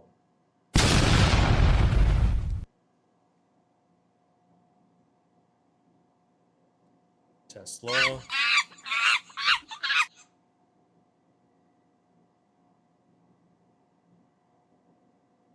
Lucid Air charging off of Tesla chargers. This one was kind of funny though, because what happened was they slowed down the charging if you were charging one of those cars on a Tesla charger. They wouldn't let you charge on a stage 3. You could only charge on a stage 2. So that was kind of funny. Just proves that it's all agenda shit.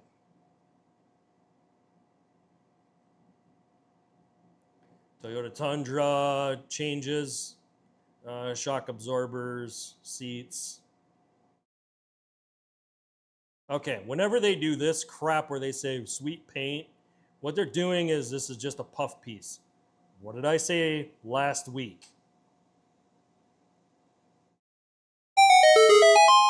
I said anytime you see a puff piece, look before and after the articles. What were they trying to tell you? Well, here they're trying to tell you that if you buy an EV, they're going to limit your charge if it isn't with the right manufacturer. That could be it, maybe. Let's scroll down, though, and look at what the next one is. Major changes in prices coming to this Toyota. Okay, why would they want to hide this one under this? Because if you click on it, you're going to see that the price changes. Let's go ahead and click on it. What do the price changes look like? What are they doing?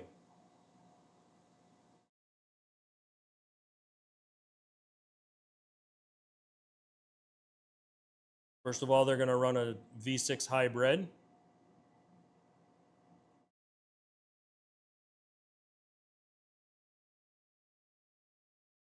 Scrolling down some more.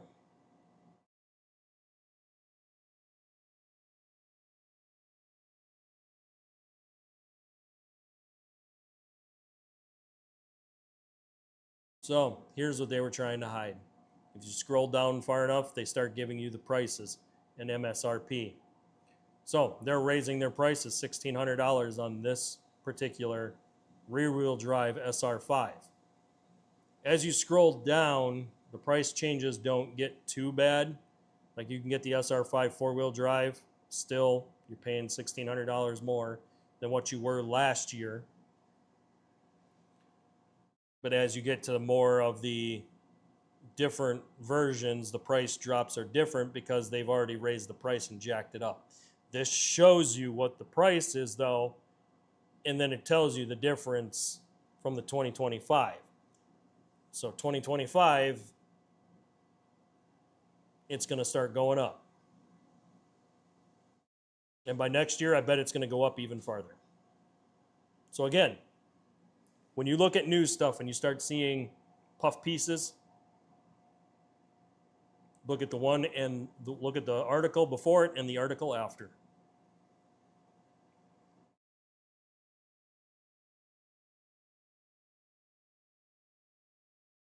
Yeah, they're trying to do an affordable luxury car because their high-end cars are just not cutting it anymore, guys. Again, they're doing this to make money. They're not doing this because the tariffs are going through the roof and they're going to have a hard time making money. Don't fall for this. I guarantee you there ain't a single person in the higher up in the company that took a pay cut. I'll promise you that.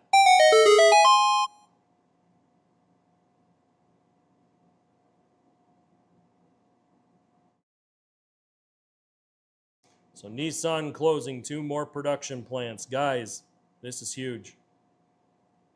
This is huge. This is telling us that Nissan is about to snuff out. Nissan's about to go. They've got way too many issues at Nissan. They cannot get their company profitable at all. This is going to be a big problem. If people own Nissans, you might want to consider getting out of that Nissan and getting into something else. Because eventually parts will get hard to get when the company folds. The company is going to fold because one of their higher end companies that they work under already had to bail out the Nissan brand. And we're talking, I want to say it was like $3 billion. It might be in the news cycle. If it is, I'll click on it. Puff piece here. This is bullshit. All right, that was it for news last week. Yeah, I didn't see it in there. All right, I'm going to check chats, and then we'll jump back over to the drive, which is the other article. No, Bill, the price is not going down. And they're not going to. They're going to keep pushing it. So let me get you guys caught up. Scrolling up here.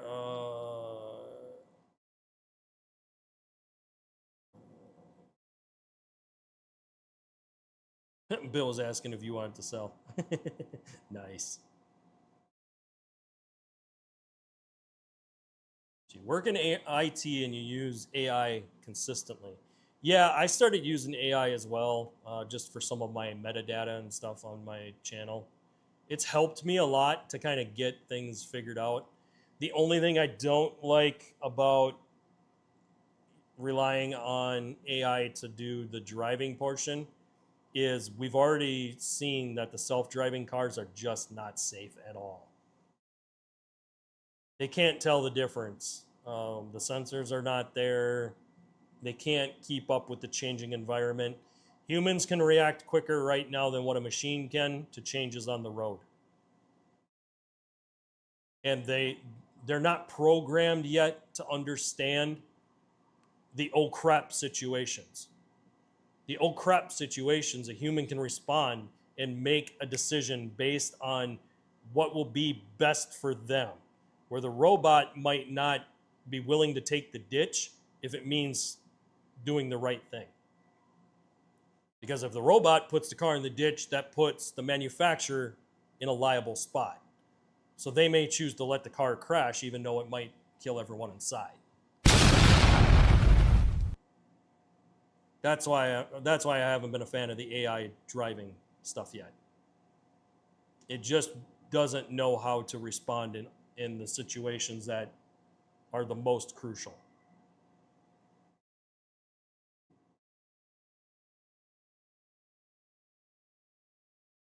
Yeah, there's going to be a lot of do-it-yourselfers that are pushing the EV, and that's going to cause problems too, Bill.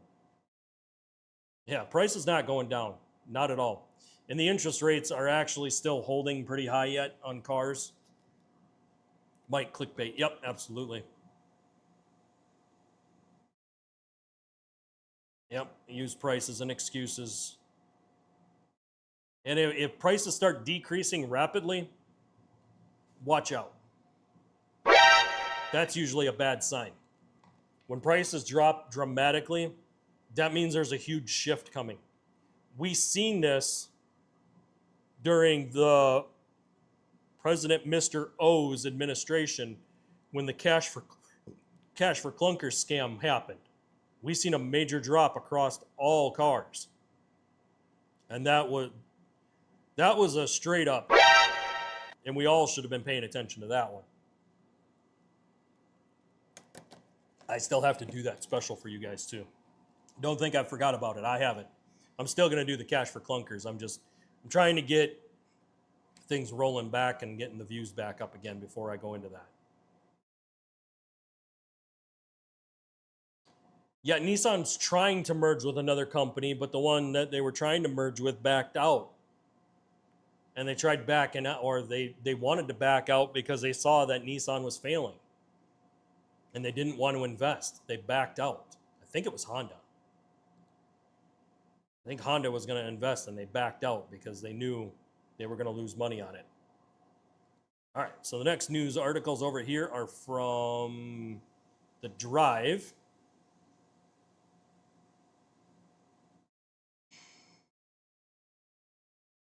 Puff piece. Look at this.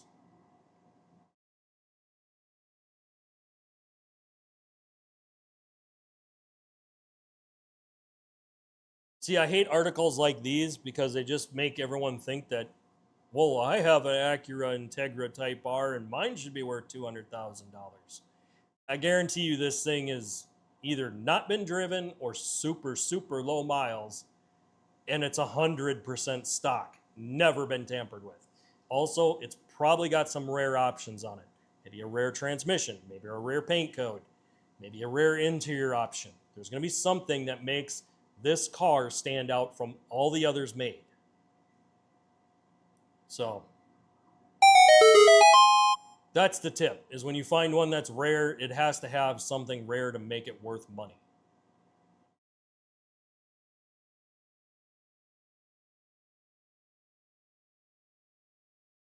Again, they're talking about robo-taxis in San Francisco. They can have them because that whole place is nothing but... You stupid. So they can go ahead and keep them out there.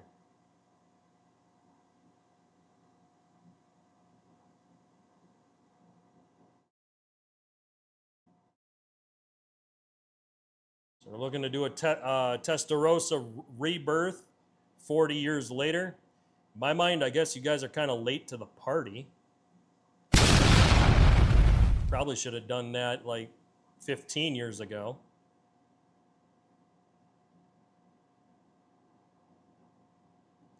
All right. Mike, looking at this article here, what do you think of that whole thing? You work in the AI. What do you think of using AI to scan rental cars? I talked about this, this was back before I probably went to my new setup here. What do you think of that?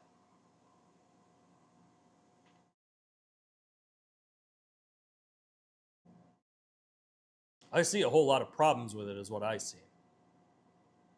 And I highlighted them in that video too.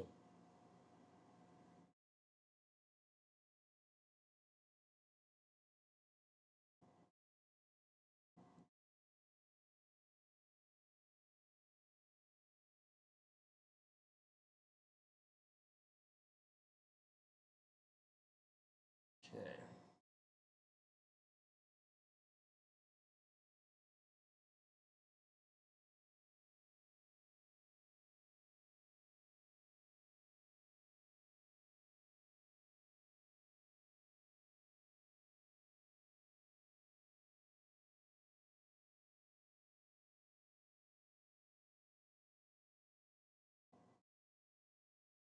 Yeah, using the AI to scan cars, this is a bad deal.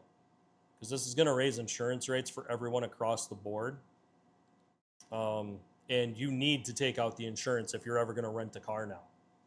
Because a simple scratch will show up on an AI scan.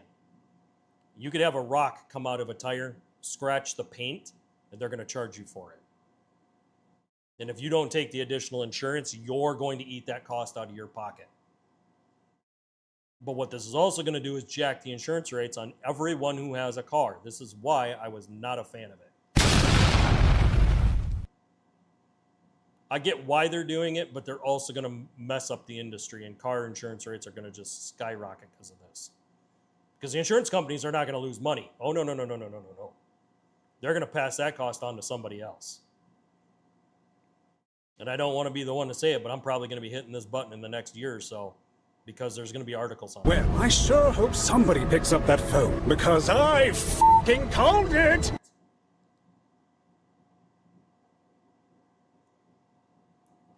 Oh, you couldn't see it? Okay, let me zoom in on it. It was basically this one here. It's Hertz Rental Company using AI to scan cars before they leave and after they come back.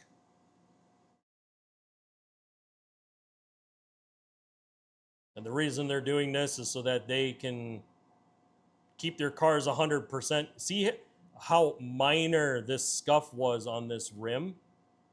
You don't take the insurance, you're going to eat that bill. You can barely see that here because if they would have curb rashed this, the paint would have been gone. This could be easily mistaken as dirt on the rim when they scanned it. They'll charge you for a whole new rim.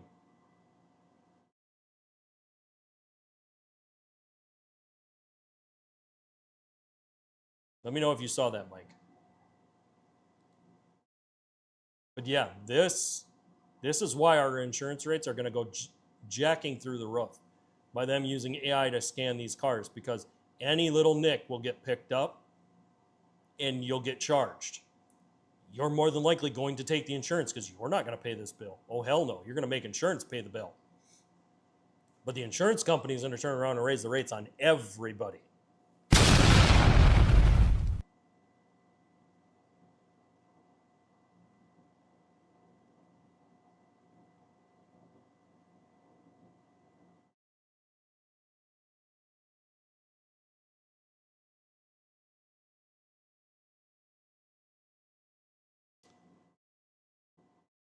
Just like I said.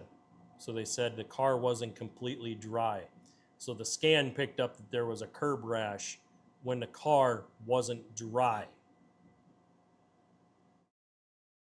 Guys, I can hit this button right now. Well, I sure hope somebody picks up that phone because I f***ing called it! We need to really watch out if we're going to rent cars. Yeah. Yeah.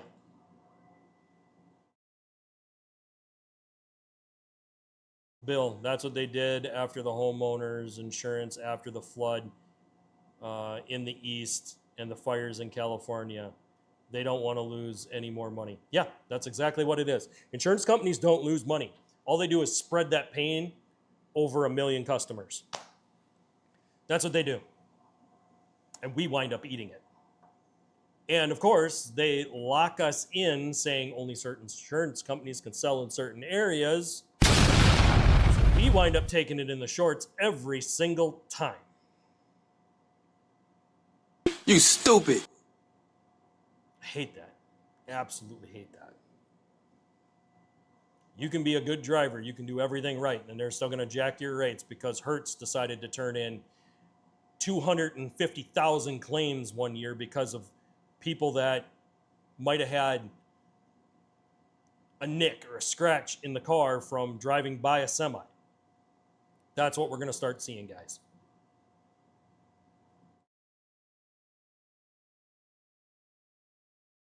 Yeah. I hope they don't get away with that. I hope eventually that they have to go back on that and they can't use that as a tool. But the only way that's going to happen is if they tick off an insurance company, because they really don't care about the customer. And if the customer isn't smart enough to buy the insurance, then they're going to get taken to the cleaners on it. And oftentimes, if you don't buy the additional insurance, they make you put your personal insurance on it if you have some, and they'll put it against the personal insurance. And you'll get a claim through your auto insurance that you wrecked a rental car. But if you don't have it, then you're going to have bigger problems.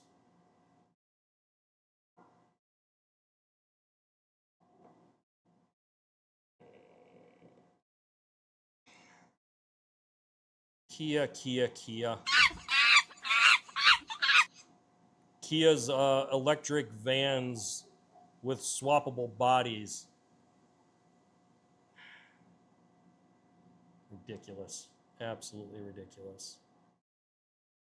Okay, guys, that's the news for today. All right, guys. Well, here's what we got. We put a headlight in it, put our new bulbs in it. We've done everything and gotten this thing up to snuff. I had to stop doing the AC repair because I need to go buy this Schrader valve. I'm not going to charge the system until I put that in. And that's more than likely the reason that the Freon escaped in the first place. So when I put the new Schrader valve in it, it shouldn't leak. When I test it, I need to make sure that it's not leaking. I was clearly hearing a hiss out of it when I unhooked the line. And if I hear any hiss when I unhook that line, this failed. And this has been a pretty good week, guys. We have, I'll get some trailers made for you guys for this. We'll get some teasers out. Next weekend, we're going to finish the AC on this thing. We're going to do the brakes on it because I'm ready to give this back to the customer. I want to get this thing out of here, move on to the next project. We've got a few things going. I can't tell you what'll happen yet tomorrow, but I'll let you know next week. We might have a vehicle debut. We'll go from there. The Silver Swine is no longer a member of the channel, so we say goodbye to the Silver Swine. We will not see it again. And Malibu Steel is already gone. We are going through a lineup change. We are going to change up quite a bit of stuff. We may change them all up. I'm not 100% certain, but there's talks in the work that even Champagne Bubbles over there might go. So we'll see how that goes. But guys, this has been a good stream. Thank you guys for all the support. Continue hitting the like button, hit the subscribe button. Make sure you guys hit that like button on the way out. Help push this stream even farther. As far as what's going to happen next, I'm going to go ahead and end this stream and we're going to jump into our after hours. Our after hours is additional content. If you wish to, you can join the channel for as little as $2. I do have options that go up more. You will get discount on merch once our merch store is up and built. But this is designed to help us build and grow the channel beyond what we're doing now. So consider joining the channel, becoming a member, and you guys will get the additional streams. I want to say thank you guys for all the support. Make sure you guys hit the like button, hit the subscribe button, ring that notification bell so you get notified when I go live. And I'll see you on the next one.